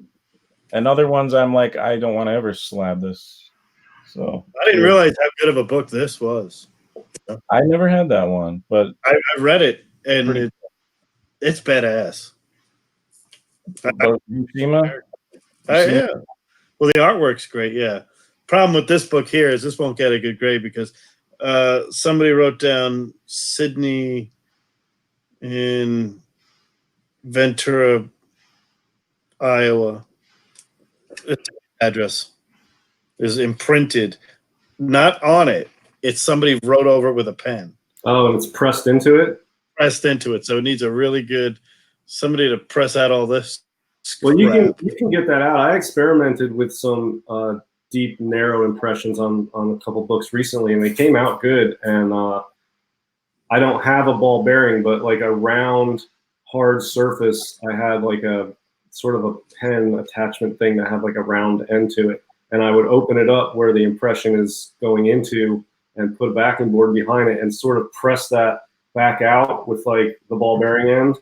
And of course, it's not flattening the book, but it pushes those impressions back out and it gets rid of those narrow impressions. And then when you press it, it will press everything down flat and you don't have those narrow sunken impressions. You just put like a ball bearing sort of surface and rub it, roll it on the inside of the cover and pushes that back out. And then when you press it, much better, much improvement. Because I erased some pencil writing and I got all the pencil out, but you can still see the impressions. And it didn't come out with a press. So I tried that, just like rolling it on there and getting it out and repressed it. And it was like 90% better.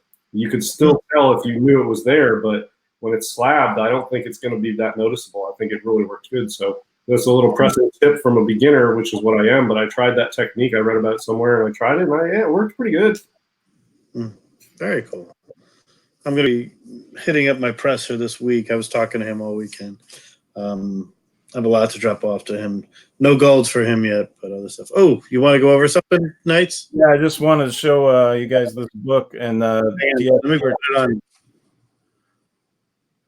Yes, you were talking about, the textbook. And this one's pretty new. It just came out by Roy Thomas. Does a lot of these books. I think he was like an editor. Yeah, with Roy Thomas. But they do a bunch of these books.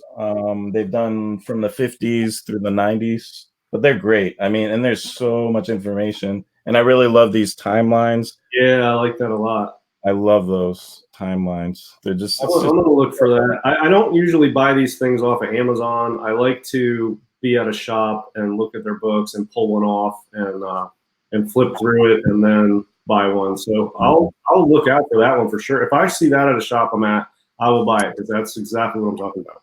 And you could get. I bought this from. It's Tomorrow's. What is it? Tomorrow's. Okay. Publishing. Yeah, I like that one. And that's great. I'm kind of, it's only, and this is fairly, I mean, this is a ton of information. It's only 40 through 44. A lot of Charles Biro covers on there, I see. I'm not sure what they're going to do for 39. I mean, I guess maybe they'll do 35 or just the dawn of comics at some point. I know that the 45 through 49 is coming out soon, but that's a good run. There's a little, I was curious because there's not too much from 39 and 38 as far as superheroes, but maybe they think that first 5 years Superman will be one, Superman, Torch. I mean, Marvel. There's a lot of MLJ superheroes in the early 40s, like 39, 40, 41. And in 39, you got a lot of the Centaur heroes, which didn't last beyond Centaurs, but those were superhero themed. And then what about what were they called? The four All Stars, the four something. They weren't called superheroes. They're they're 1940, 1938, 39. Oh, the MLJ ones? Yeah, MLJ. I can't remember what they were called. I know what you're talking about. Four something. 4 5. Yeah, something like that. I'm not an MLJ collector, but yeah. No, I collect MLJ. They talk about that as being the first superhero team, first everything. You know, they always talk about Well, that. the Shield was like MLJ's Captain America, and he was around in like 40, I think. Yeah, they were on before Captain America 1. Yeah. Yeah, and he was major. I mean, the Shield was a major superhero of very early Golden Age. But MLJ's got a lot of superheroes that didn't last like the Marvel ones did. But you know, my favorite era is probably like 45 to 54. I have a sparse number of books from like 40 and 41, but like 45 to 49 is really good Golden Age stuff. That's my favorite. Comics One, that's an awesome robot cover on my list. I love that one. Nice. That came out the same month as your Planet One. Yeah, 1940, 1939. Yeah, November 39 was a great month. I mean, you got an awesome, amazing man, Bill Everett, early amazing. You have oh God, there's just so many. There's a great Super Magician, that one. The first swastika ever in a comic. Top notch. Yeah, there it is. Yeah. Wonder World. This is a really nice Wonder World cover. Oh yeah, the Flame. The Flame is a superhero that's early too, like 1940. This came out that month. Flash 1. Yeah. I mean, Marvel 3, so pretty early in that. Fantastic Comics 2. Tech 34. Yeah, at Planet 1. I mean, gosh, they were just, and even Superman number 3, it was, you know, that. Yeah, there was a lot. Some of these great are awesome too. Yeah, I like the Mystery Men. Mystery Men, yeah, we were talking about those. Yeah, they're very underrated. There's some good sci-fi Wonder Worlds and that one that I like. And this is a very early superhero, the Arrow. Yeah, the Arrow. Yep. Yeah, Centaur. So yeah, I mean, and that was still before a lot of really. Yeah, I feel like when Action Comics starts the golden age, but I feel like there were almost more superheroes being invented in the like 39, 40, and 41 than the Marvel Silver Age superhero renaissance. There were more superheroes, I feel like, in the 1940s than any other time in comics, I feel like. You kind of had the noir superhero too. You kind of had a whole run of noir superheroes, like the Dick Tracy style superhero. Yeah. The crime fighting. I mean, Batman is pretty much like that. I mean, you didn't have superhero with the mega superpowers or anything else. You had a lot of noir stuff. Blonde Phantom. You know, a lot different. You know, cat burglars and all these great the Black Hood is sort of like that too. Another MLJ. Yeah, I mean, there's a lot of that in the Mystery Men comics, and there's a lot of that in the early 40s, the noir, the late 38, that actually from the 36 time when they left pulps, they literally went to comics, and that's direct there. There's some All-Star. Look out! So this was a whole year after that month I was showing you. This is November of 40. So they still had a long ways to go. Like Wonder Woman wasn't out yet. Is that the Justice Society? Sorry? Is that the Justice Society? Yeah. But that was a whole another year after Your Planet came out. It was crazy. Yeah, there was another MLJ. I'm looking it up here. Zip Comics. I don't know what the name of the superhero was. Steel Sterling. Steel Sterling was a big MLJ superhero too. Yeah, he came out January 40. Who's the Steel Sterling? Yep. Yeah. The MLJs, and November. They're gaining. I'm telling you, they're gaining. November 40. Sorry. Yeah, I'll show you a book that I'm looking for. That's very high on my list, and it's just so hard to find. And it's from 1944. So this is like 44 and 45 is like my wheelhouse for books that are on my list right now. But this one is one I was going to show you before, Dynamic Comics 8 that I mentioned. This is one I'm going to pick up if I can find one. I don't see that. Yep. I passed on one once and I regret it, and I'm not going to pass on the next one I find. But Are you into? Do you have a Punch 12? no, Is that on your list too?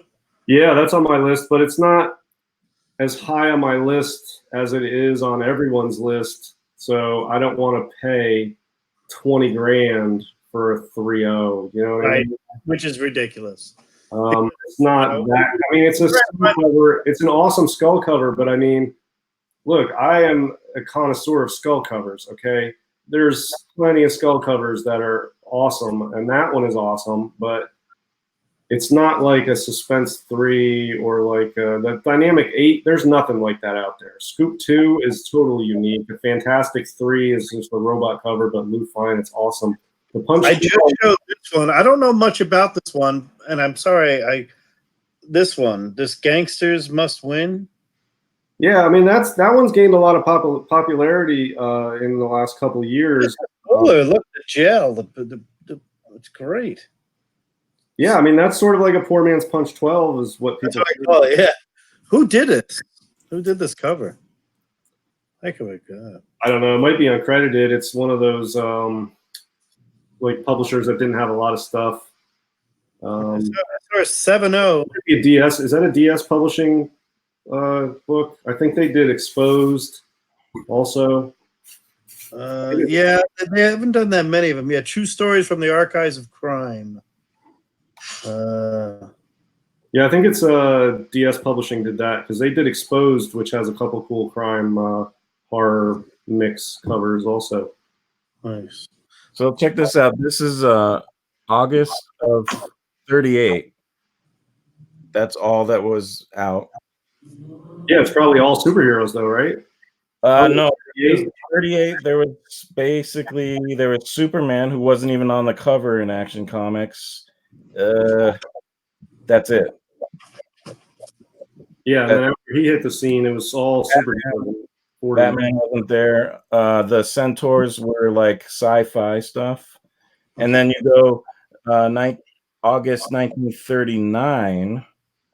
There's more. Not too many more. But then August 40. Look at that. Tons. Oh yeah, there's a lot now. Sorry. It's interesting in this book, you know, they were talking about how there was just certain different types of heroes, and they kind of exhausted all that by like 1940, 1941. And then you started to get like, well, if this company had the water superhero, then they would make one that didn't have it, and you know. Yeah, I mean, who now? You got to think of like the Fighting Yank was a great attempt, you know. But he was around for a while. Plastic Man, from out of nowhere. There's stuff from Police Story. Again, these are later on, obviously, but not that much later. 1940, right? Yeah. You know, they're all 1940. I think that's the dawn of everything when DS is right. There's so many more superheroes that were first appearances, first everything, first superheroes in comics during the Golden Age than there was during the Marvel age of X-Men, Avengers, everything going on, 1961 on. Yeah, I mean, the big deal there was, the troubled hero. You know, it was more, and the continuity between issues was really a major thing in the 60s. Well, the main thing that drove the early Golden Age development of the superhero was obviously World War II, because right after Action 1, it was soon after that the war started in Europe, and then it was a couple years after that we were drawn in by Pearl Harbor, and for the rest of the war, all the superhero comics were very popular, and they were all patriotic stories for the most part, not all of them, but that was the bulk of it. And they tied the superheroes so strongly to the war that when the war ended, there was no need for them anymore, and they sort of fell off the face of the earth. And then, then you had in 45 to 54, the era that I like most, because I'm not a war comic collector, is all of that just interesting dark golden age stuff that I love. Mhm. But the superheroes, man, they were homeless from like 45 to the 60s pretty much. I mean, there were some here and there, but I mean, superheroes were dead for a long time. And then in the 60s, Marvel, there was a renaissance. You know, DC had some earlier ones with Showcase 4, obviously, but I don't see them now looking back having the impact that obviously Marvel did in 61 and 62 and 63. Well, that was a real dawn of the like your that era you're talking about that you like was a kind of like the early golden age before the war, where they were just trying lots of cool stuff. Because Here's one here that TJ wanted me to show that he has. Oh, that's a great book. Yeah, I love that. Steel Sterling. Yeah. The character Zip Comics right there. Very, very, very cool. I want to shout out the chat. We have a couple of people that popped in and hung around with us. Immortal Biggie Shack. TJ, thanks again for that. I have to keep watching the chat. Golden Age Guru, good seeing you. Hey, Jeff. Good shouting out the chat. I honestly tell everybody that, but I'm really not. Tech 31, everybody's here. Hey, we're still sticking around for a little bit longer, but here we go. Yeah, there's a Zip Comics robot cover that's on my list too. I missed one that sold instantly when it was listed. What year is that? Well, yeah, if you this one was 1940. Can you make it bigger real quick? Is that 1940? Oh, yeah. This was February of 40, yes. So February 42 is basically when you get the first books that are responding to Pearl Harbor, and that's the big shift. So yeah, you could see there's already a lot of monthly books, but this was when you first started getting everything. Like where is it? This is the first timely one that responded. Right. No, it happened in December, but they have to print it. You have to make it as soon as possible. So yeah, it takes a couple months to get to the newsstand. But yeah, but from the end of 38, but mostly 39 through 40, and then through 41, that's like I feel like the best superhero. Everything was made, and a lot of stuff didn't touch the war. Like DC barely. They were afraid of getting sued by like they would support the war by like marching with the soldiers or appearing on a battleship. It wasn't like submarine part of tank or a sub and Captain America punching Nazis and human torch. The stuff that DC did though during the war, some of that is some of my least favorite golden age, and I might make some GA enemies here or whatever, but this is just my opinion, my personal taste. But the stuff that I dislike the most from the golden age is like the Superman and Batman arm in arm with the soldiers, one from each branch of the military, or buy war bonds, or that stuff. Like that's what DC was doing.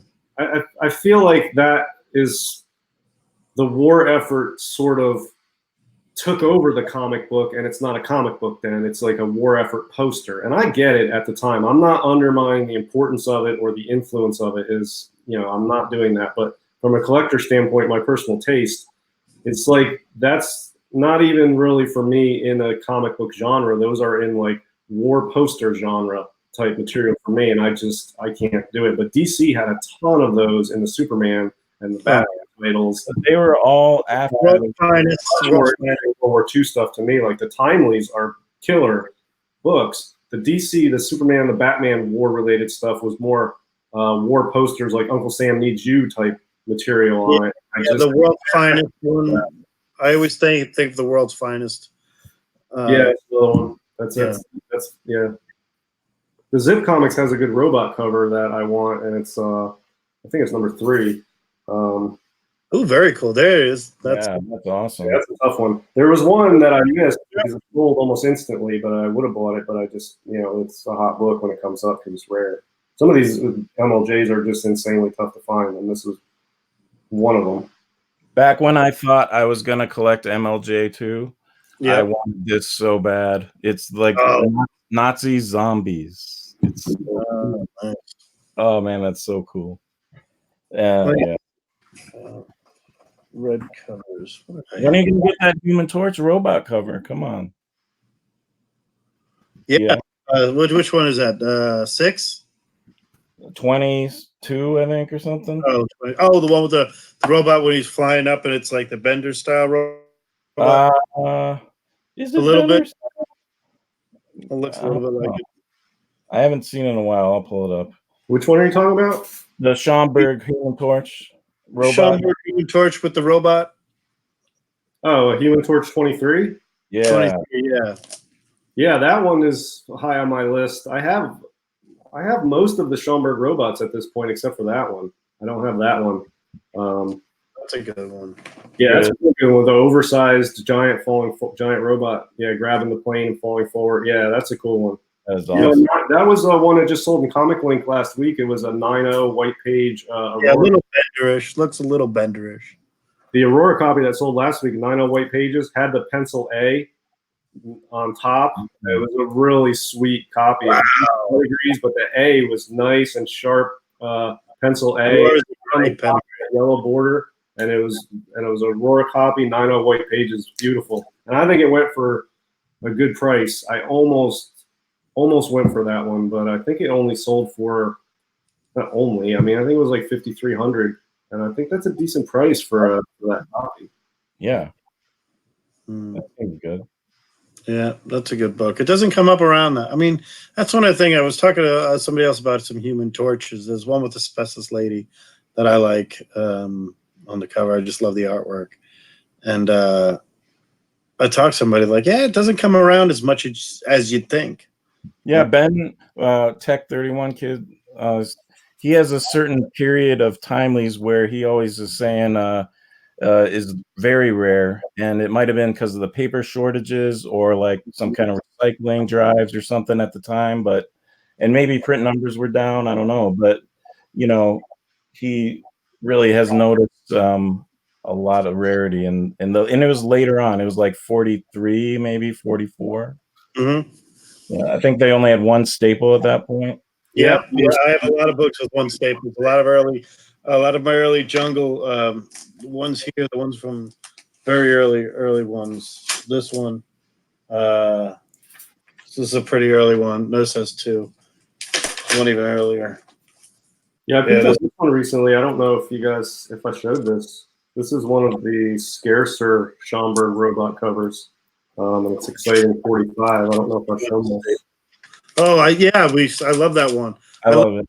Black Terror one. I think that's so underrated. Yeah, I think it's like a 2530 because it's got a chip missing off 2 pages, but I think it'll get a blue label. But yeah, this is one of the harder ones to find for Schomburg robots, and it's like 20 on the census, I think.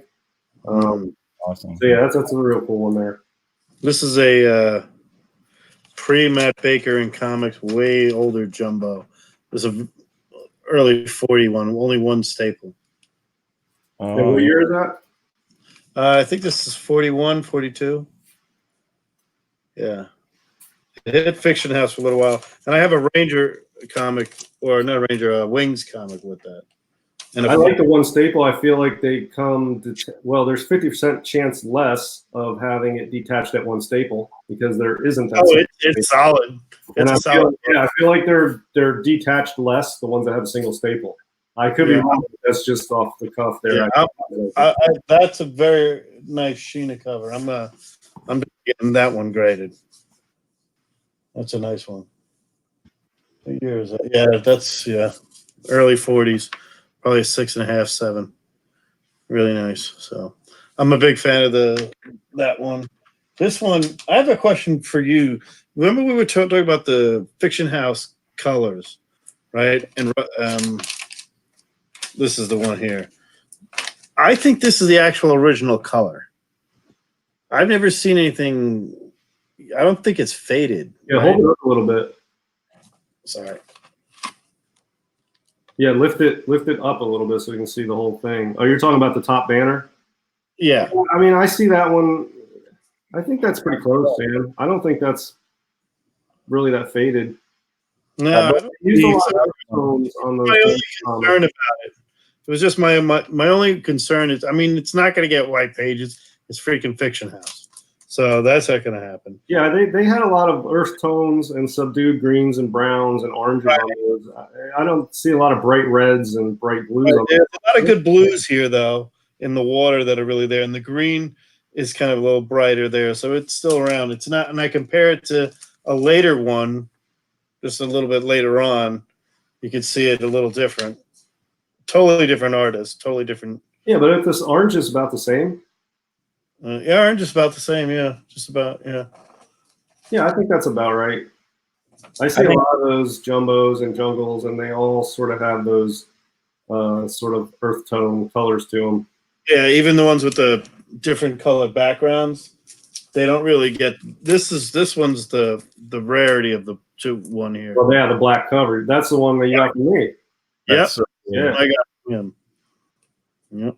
Jeff is in the chat. Guru, Golden Age Guru, how are you? He would know if he's seen a lot of those books. I'd love to see like 5 or 6 of them next to each other and see what the colors, you know. Yeah, I don't collect them, but I see them a good bit, and some of them pass through my hands. I don't keep them, but I don't usually ever think they're like bright primary colors on those. Jungle had always had a banner, though. You know, same era, same time frame, same artist, same exact poses. I like that red one. That's real cool. Yeah, the red one. This is a nice Jungle. I'm not sure exactly who did this cover. What's the publisher that did Speed Comics? MLJ, I think. MLJ. Yeah. Sometimes I feel like there's a lot of faded covers on those, or they just didn't. The colors just didn't get printed as vibrant as maybe some of the other books. Well, I think. Oh, it says Brookwood. No, that can't be right. That's something else there. Yeah, this is. I can say it says Brookwood on my comic shop as the publisher for Speed Comics. This Sheena here actually has the elephants still have the pink straps on them, are still pink. So this is an older book. Sheena number 9. But Jeff said he doesn't think it's faded. If you get bold Fiction House colors, you probably got lucky because of a new color reels added to the process that gave the rich color strike. Yeah, maybe. Yeah. Thank you. Yeah, thank you very much, Jeff. That's part of the good, like looking at these jumbo, like it's so many different color variations in a 4-year span. It just looks a little different. So nice. Timelys do that too. I mean, but the graded ones always come back with great grades, and like here's one. I always wonder if this one is ever in a deep red like this, or if that one is a little bit less red. I mean, like, are the colors supposed to be exactly the same? I don't know, but I don't really see them like multiple copies ever in person, so it's really hard to tell. I would guess Speed is Harvey. red, maybe. check my Instagram again. I love this. The best part of the show. Oh, here we go. Speed. Harvey, yeah. I feel like those feel faded often, but The Speed comics, you mean, or the? yeah. Oh, I think the weirdest. Yeah, sometimes they do because they use a lot of bright primary colors, and they're easy to fade. The reds, especially. Is this the one? Yeah, I see that one a lot, and it has like a pinkish hue to it. That one's faded a lot. That's one has a robot cover, so. You don't consider that a robot cover? It is a robot cover, but it's not one that I'm trying to pick up. That one's got more of a Plastic Man sort of B Riders, like goofy sort of.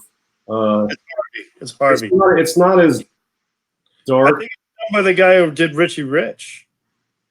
Yeah, I mean, I like my Golden Age dark, and it can be playful and charming with a dark sense, like a giant robot grabbing a plane and stomping the city by Schomburg still has a charm to it, but I don't consider it humorous.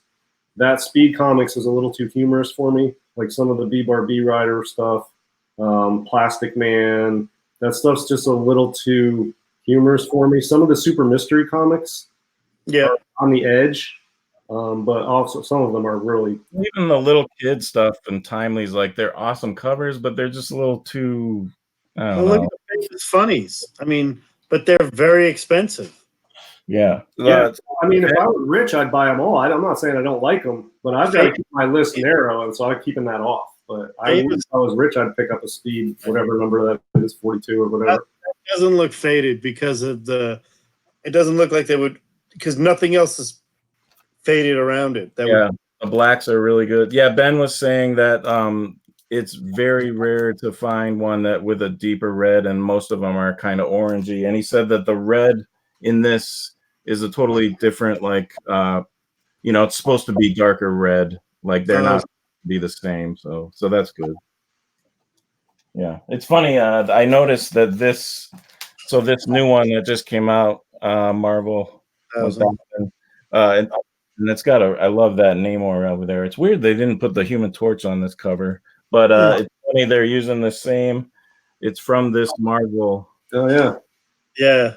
Except for white instead of yellow. January 41, same date on there. Funny. Yeah, one GA book that I always feel like has a weird color strike is some of the MLJs, like Hangman comics. They have a weird looking blues and greens and reds, and it's hard to describe, but if you see it, you know what I'm talking about. Like especially the Hangman comics, really bizarre color strikes on those. I think it's like really deep, rich colors that are off the primary spectrum a little bit, that sort of have an off look to them as far as the colors. Like the blue is not primary blue, it's off somehow. And the red is like a deeper sort of scarlet. And the greens are like, it's got a weird color strike on, I'll show you a Hangman here, a picture of one, but anybody who follows this kind of stuff knows what I'm talking about. It's a cool look, but it's weird color strike. I can't wait to see the what you say about the two Suspense when you get those next to each other, because I know that there's got to be a difference. Yeah, oh yeah, I'm sure. Here's this is, but it's exaggerated, but here's Hangman Comics 5, and this is a picture from my comic shop. So it's a photo of an actual book, and it's got like almost like a color tint filter is sort of or something. You know what I mean? It's weird. Yeah. I wonder if it's the public. See, you never know with which these inkers and these publishers, because some books are very monotoned during that time as well. And they're not. I'm not talking Canadian reds or anything like that, or Canadian whites. I just thought there, but like Crimson, they were deeper in a lot of those. Yeah, Jeff's saying Crimson. Yeah. Yeah. And I noticed that on MLJs a lot. Which it sets them apart. I read some people on the CGC forums. There's a few threads from way back where they really go into depth on the printing process, and like they'll do certain colors on top of other colors. So depending on what mixed colors they have on the book on the cover, it can be different, and it could, those combinations of the colors could fade at a different rate because of. The one of the saddest things I think in existence is how many Ajax Farrell covers we don't know who did them. Yeah. And they are the best colored books, period. If you ask me, if anybody asks about colors that contrast and have maintained their brightness forever, it's always been Ajax Farrell. Funny thing is, they're all in shit shape though. You know, they look good, the colors are good, but they're just with crappy made paper, you know. I don't know if anybody else goes through that with Ajax Farrell. But you bring up a good point that the deepest colors of anything, to me, is at least Ajax Farrell, but just. Yeah, let me pull out an Ajax Farrell I have, and the color is just, it pops, and it's such a bizarre color and issue. I'll pull that out real quick. I agree with you. The color on the Ajax Farrell stuff is sharp. Yeah. The more I went down the Golden Age hole years ago, the more I started thinking I was completely crazy. Here's a good colored Timely with really nice color. Yeah. Anytime I can put this out, I love to. Who was the colorist, you think? Definitely It could have been Bellman or love it. whoever it was. The colorists, they were in another room. There's a whole bunch of stories about the coloring process and some alter egos. It's really fascinating. And they talked about how bad the chemicals were that they used, and that room was just filled with people doing all the acetate and the color dabs or whatever. And they said like tons of those people died early from cancer, and they wondered if it was like the chemicals they were using. Wow. Yeah, I mean, it's not like today when they're making colored inks.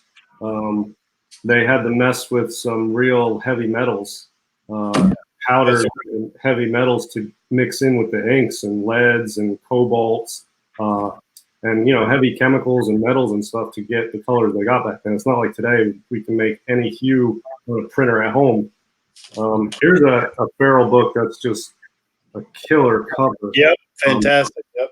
Oh yeah, the theme of it is bizarre, but also the colors on it, right down to the dress on the people on the charm bracelet there, to the pink in the background, to the tint on the top of the head, that like yellowish green, and there's some brown, like the color on the head here.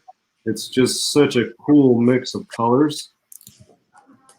It's tough to show slabs, as you all know, but Yeah. it's coming through decent. Just bizarre colors on this. That's one of the things I wanted to show my Ajax Farrell. Same thing. If I apologize, we'll show up. DS, show yours again so I can do that part. So is that pink? Is that really pink looking? Like, sometimes the screens are off a little. Yeah, like, no, this is like a bright neon pink. Yeah. Oh, wow. Wow, that's cool. Do you have any books that have a nice red? I'd love to see what it looks like right next to it. Yeah, I'll pull out a red one. I've got tons of red ones. Well, he's doing that. I'll show this is another Ajax Farrell right here. Voodoo 11. If you see the red against the black with the green, yeah, very different for the time. The purple on the skeleton. It's a different color. The way it fades right into the elephant itself with the red-eyed elephant, and then like the skulls that are just coming all over it with the tassels and all these things, and then a shininess. It's just a different color scheme they use. And it's a shame we don't know who did these. We really don't. I mean, there's nothing we can verify who did what. Great old books. Oh, another thing I can mention, if you put the camera on me. Yeah. One thing I've noticed over the time is books from bound volumes can have some of the best colors ever. And that's this guy. It's from bound volume. Oh.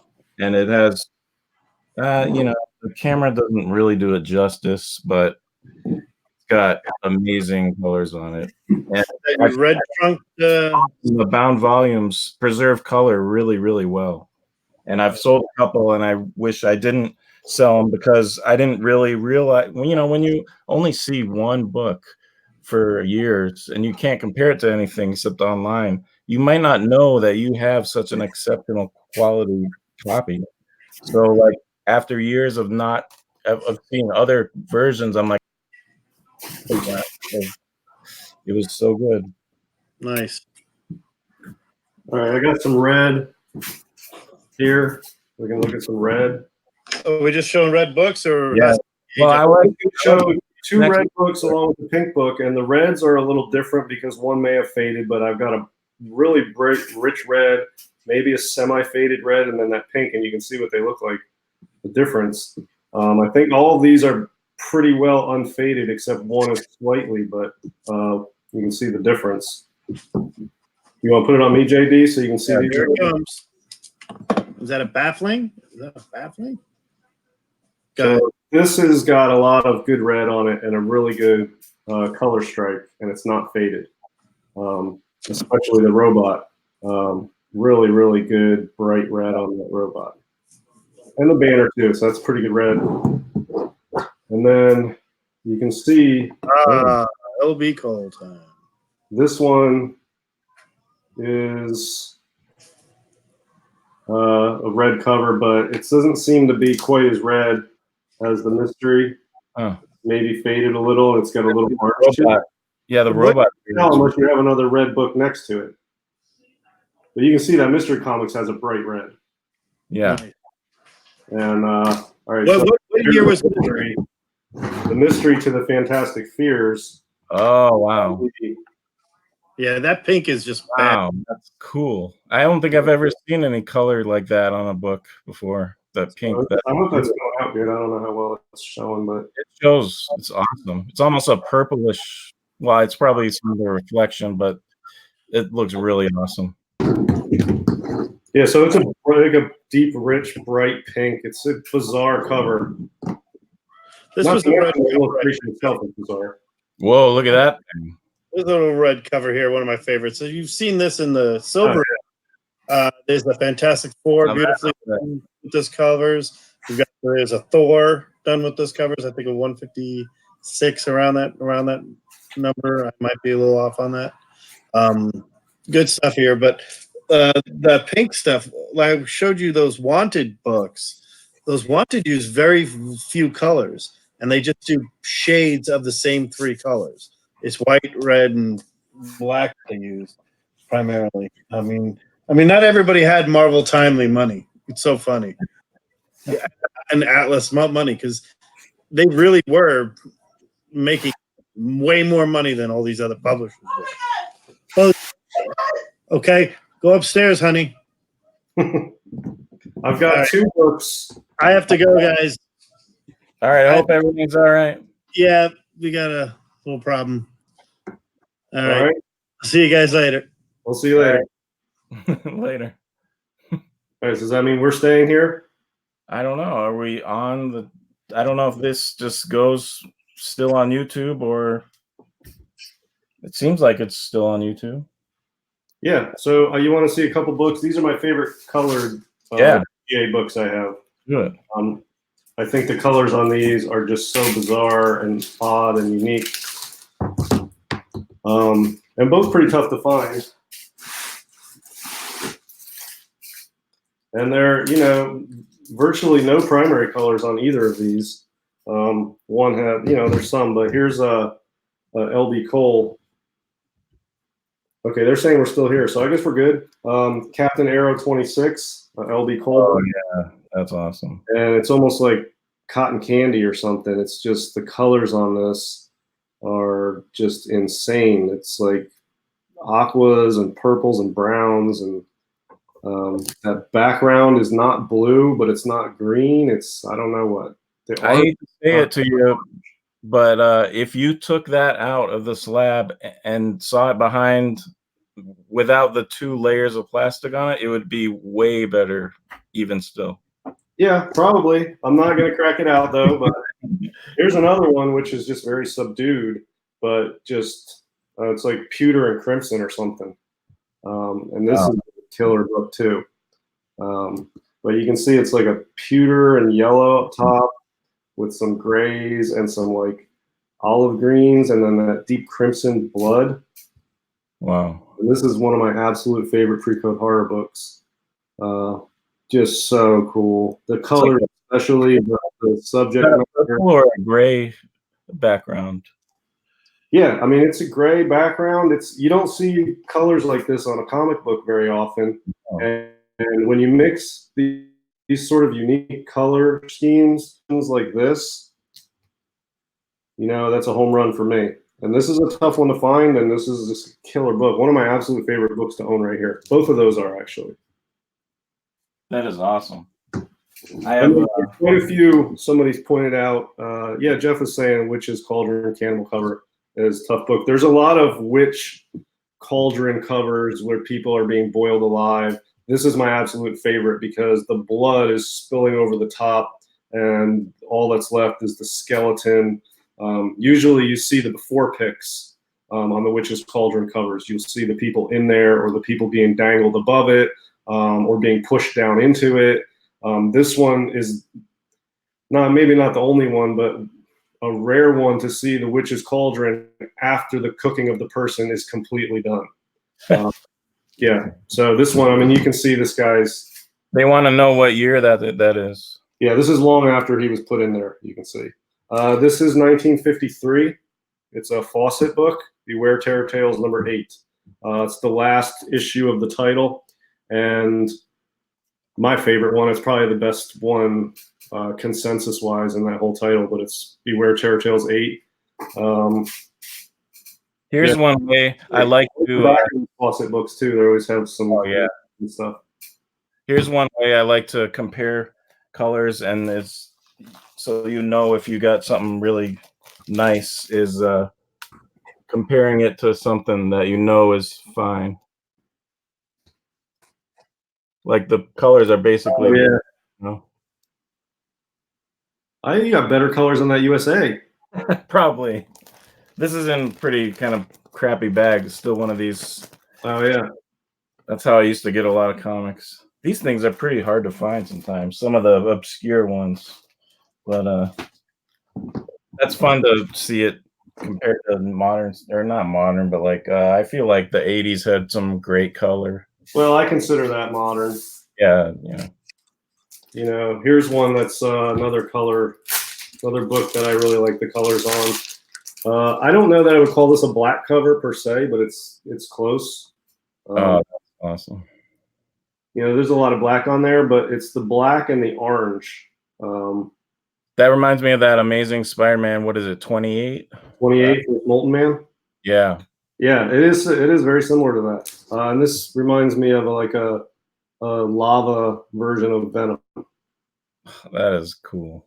And this is one of my favorite books. L.B. Cole, obviously. But yeah, the colors on this, you know, partly this is probably why I'm not really that into timelies. You know, I don't really like the red, white, and blue on my books. Just I like the off colors, the blacks, the grays, something like this. You'd never see a timely book with this color layout. Well, Select is probably my favorite one out of them, honestly, because of the colors. But I'm not going to spend that much for a timely book. Yeah, they have a lot of reds, and like even this Cap 3 is pretty rare for. They usually don't have this many crazy colors like the yellows, and yeah, I think have a lot on there. Almost has some purples in it. Almost. I like the yellow covers. Yellow covers are pretty good. Yeah. Here's one that I looked forever for at all, and my goal was to get a good condition one that was not faded. But it turns out that this is just how all of them are. There may be one at the early part of the print run that's a brighter red, but I always felt like this book was a faded red when I saw it was faded, but they're all like that. I mean, all the time I see this one that comes, and this is one that's a solid 6.5, and the red up top is, it looks faded, but it's not. They're all sort of like that. So I think they just ran out. Probably the early ones in the print run are brighter, but and this is a Charles Bureau cover. I don't know if Bonafide Comics is still in here, but that is a crazy cover. Yeah, I love it. It took me years to find a copy of this. What about the colors on this one? You like that one, don't you? Because of the shark. I like the shark. That would be cool. And it's funny because as far as like Cap, I think only number 1 is maybe one of the only ones with like a blue background. And you'd think, they do the whole red, white, and blue thing. There's a lot of reds. It's always this red thing. Probably Goodman. He made lots of poor choices. Yeah, I will make an exception for one of those timely colored books if it's got a shark on it or if it's got a robot on it. You know what I mean? So yeah, Mystery Comics is not a timely, but it's a Schomburg, and it's got a lot of reds and blues and yellows. But it's got a robot on it, so that's why I bought it. But normally, like the PCH books, usually look like this. They don't have a lot of like bright reds on them or anything. Darker themes, darker colors, and that's what I like. You know, I like the dark, creepy stuff. I don't really like the patriotic stuff or the war stuff. And I'm actually, you know, I'm not in a hurry to get rid of this one, but I feel like I can find a copy that's a little less faded with some bright blue. But this is a killer copy. So yeah, I'm just saying this one often you'll see a little washed out like this. It's not real washed out. It's a little faded. But sometimes you see one where the blues are just bright blue, bright sky blue. And yeah, if you get a copy of this at all, it's good. But if you get one with that bright sky blue on it, is really, really sharp copy to get. Pulling up a red cover that we both love. Let's see. Here we go. Yeah, Red. that's a good red cover there. And look at those yellows, are nice. You know, there are people out there that have 9.0 copies of that, and I could just imagine what that looks like in person. But that one's, you know, the dark theme, obviously. But the background colors are cool. There's like deep blues and Yeah. yeah. It's funny. It almost looks like a Timely, because Timely does so many of those, you know, red tops like that. Yeah. Well, yeah. I mean, when all Schaumburg stuff, pretty much once he got going, looks like Timely's. It seems like the colors, except for some of it airbrush stuff, but that's a different art style. So I don't know. Exciting Comics 28 Golden Age Guru is asking us about. I don't know off the top of my head which one it is. Exciting 20. Oh, is that the underwater one? That's a really awesome. That's got an awesome color. It's like green, I think. I'll pull it up. Exciting 28. Yeah. I'm thinking of the No Show on the Gerber books. Yeah. Is that 28? Yeah. Or is that 20? Yeah, it's 28. Yeah, that's a great book too. Yeah, and you know, it's interesting in the Golden Age, it's hard to find blue water. All the water. Yeah, just talking about that on, maybe it was you. It was on Instagram. I think they were saying the water right green. Although, you know, this water looks to be blue. Well, yeah, there's some blue water in this one. Like there's green in the black, but the background is blue, and it's fully underwater. So I guess yeah. So that makes me. I'm not sure. Like for this one, I don't know if it's faded or if it's green water. You know, I need to see another copy of it first. But this Tarzan book I just got back from CGC. I don't know if this water is green or if it's faded. It's, you know, I don't know. It's not like I have other copies to compare to. There's only a couple of these on the census, and you know, I don't know. Maybe Jeff knows. Yeah, I mean, some of this stuff you just don't see enough to know if it's faded or if it's supposed to be blue or what the deal is with it. But you know, most of GA has green water, so I'm just going to assume this is supposed to be sort of green. I don't know. That must be fun to be a dealer and have like a bunch of the same book lined up. I would imagine that would feel pretty satisfying. Or maybe they would put one away because the other one would make the other one look so good. Well, I'll tell you, if I had like Rick's got like so many copies of Brick Bradford 6. He said he's still got like he's under 10 copies of it now. So he had all lined up at Heroes Con, the graded and the raws, and they a whole line of bright yellow Brick Bradford 6s across the whole shelf, and it is just insane because that's such a bright yellow cover. And he had so many copies of it. It's just staggering to see that many copies of that book. It's not the biggest book ever, but, you know, it's a decent book. It's pretty awesome. And to see, you know, 12 copies of that book right in a row, yeah, that's a cool sight, man. You know, you don't ever usually run into seeing 12 copies in a row of some Golden Age book like that. Yeah, no kidding. I wonder if the Popes had green water too. I only have one with water. I think it's this one. I mean, it's got lots of the colors are so much better on these pulp covers. Yeah, I mean that looks blue and green. They mostly, I guess the fish is green. Awesome. Yeah, that's a cool one. Virgil Finley, yeah. And it's probably faded. It's I don't know about pulps.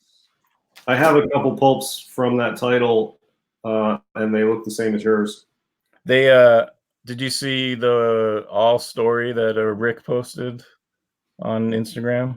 Yeah, and you know, it almost looks fake. I know, right? It's like I a know. 19. Almost hard to believe that that's. I mean, obviously it's real. He obviously got it, and it's, you know. Well, he said there was some work done on it, but because I said like that's interesting. I mean, I wasn't saying it was anything negative, but I just never saw one so clean. It was just looked weird to me. The like spine was so white, and he texted me a little bit, and I mean, he said there was some work done. I don't know what exactly. I can't remember, but yeah, I mean, that'd be something I'd be. That's one thing I don't, you know, especially that book, which it's so expensive. Like you'd almost just want to have CG, you know, if you can, because there's so few to compare it to. Plus, there's no grading company. I mean, God, I don't know. It's just risky. Yeah, I don't know. If I had that, I would lock it up in a vault somewhere. But there's probably 20 or 25 copies in existence. And it's, you know, it's the Action 1 of pulps. And yeah, he's got, whether there's work done to that one he has or not, it's a stellar example, even owning that at all. But I mean, it's not like it was a 0.5 falling apart and had work done. I mean, it was probably like a mid-grade and had work done, because it looks like even with work done, it was pretty decent to start with. I don't know. And I don't think it was like extensive work or anything. I don't want to give the wrong impression, but yeah, I mean, it's too bad. I mean, even the books, the pulp books, I'm looking at one now, and a lot of the examples are pretty beat up. It's too bad. Yeah, chat doesn't know what we're talking about. We're talking about all story 12. Yeah, this one. All story. What number is the number? I mean, I don't know if there's a number like inside, but on the outside, it's just October 1912. Okay, yeah.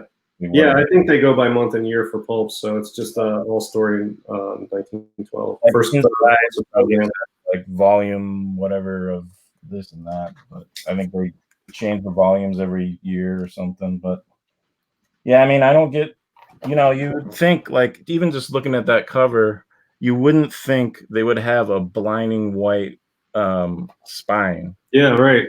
You know, or you'd think that some of this would be white to match, or I don't know. It looked odd for whatever reason.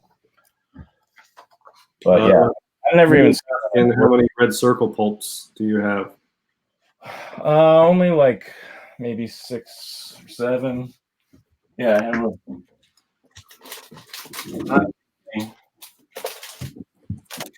like enough to look cool on the side. Yeah, that's pretty good. Yeah. They just got real expensive all of a sudden. Like now people are putting them up for, you know, they just are hoping that someone will buy it for that, I guess. Like this is the first Marvel science stories. I think I paid like $30. But you know, they've got it, the same guy has it up for like $800 or whatever. Well, the prices are going up, but they're not there yet. I mean, you should still be able to find that book for you know, $100 or less, really. There's some really rare either, that one. There's a lot of it.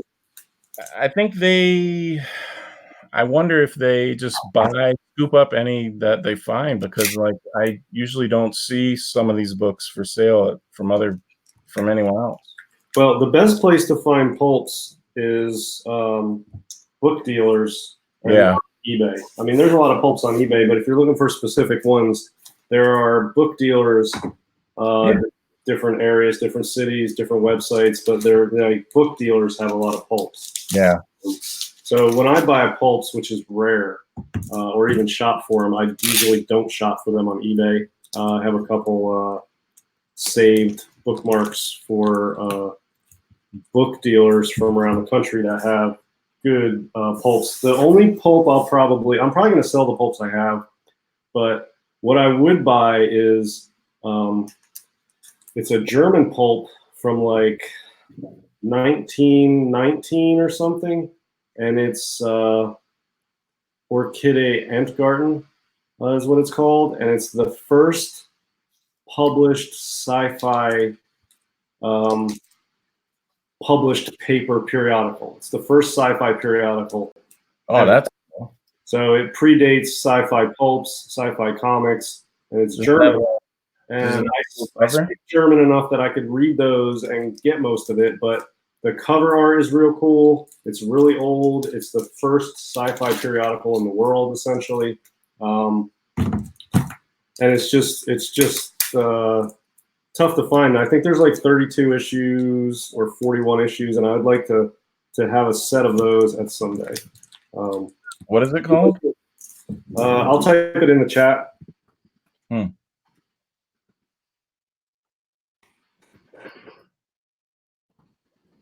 Does it have a neat cover?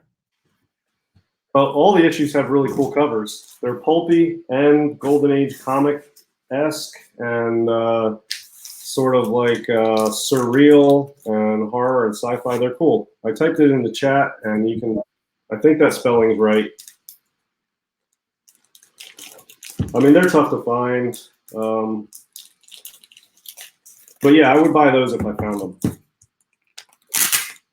And there's probably a select few Brundage Weird Tales books that I would pick up if I found them in really nice shape. But I'm not trying to spend comic money on pulps unless it's really something special, like a high-grade Brundage sort of key cover or that German sci-fi pulp.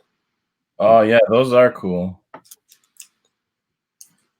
Yeah, they're real cool. I like this one right here. That's pretty awesome. Yeah, and they're all like that, and yeah, nice. Yeah, that's really cool. But I don't know where you're ever going to find them. I mean, I was going to go to Pulp Fest, and you could probably find a few there at like a pulp convention, which I don't go to. So it's probably more of a pipe dream than anything else, because I'm not dedicating the time to hunting for those, and I'm not setting aside money to spend on those. But if I hit the lottery, I will be searching high and low for those. Yeah, I'd like a Hobbit one, the first print, but yeah, it's ridiculous how much money. And that stuff in Europe, I mean, you know, we think the Golden Age comics were hit bad with recycling and like whatever stuff being thrown out or whatever. I mean, they were in massive wars over there. Yeah. So it really makes things a lot scarce. Really scarce out there. Well, it's time for me to turn in. But it was fun talking. Yeah, it was a really fun chat. I guess we can just log off and this will end by itself.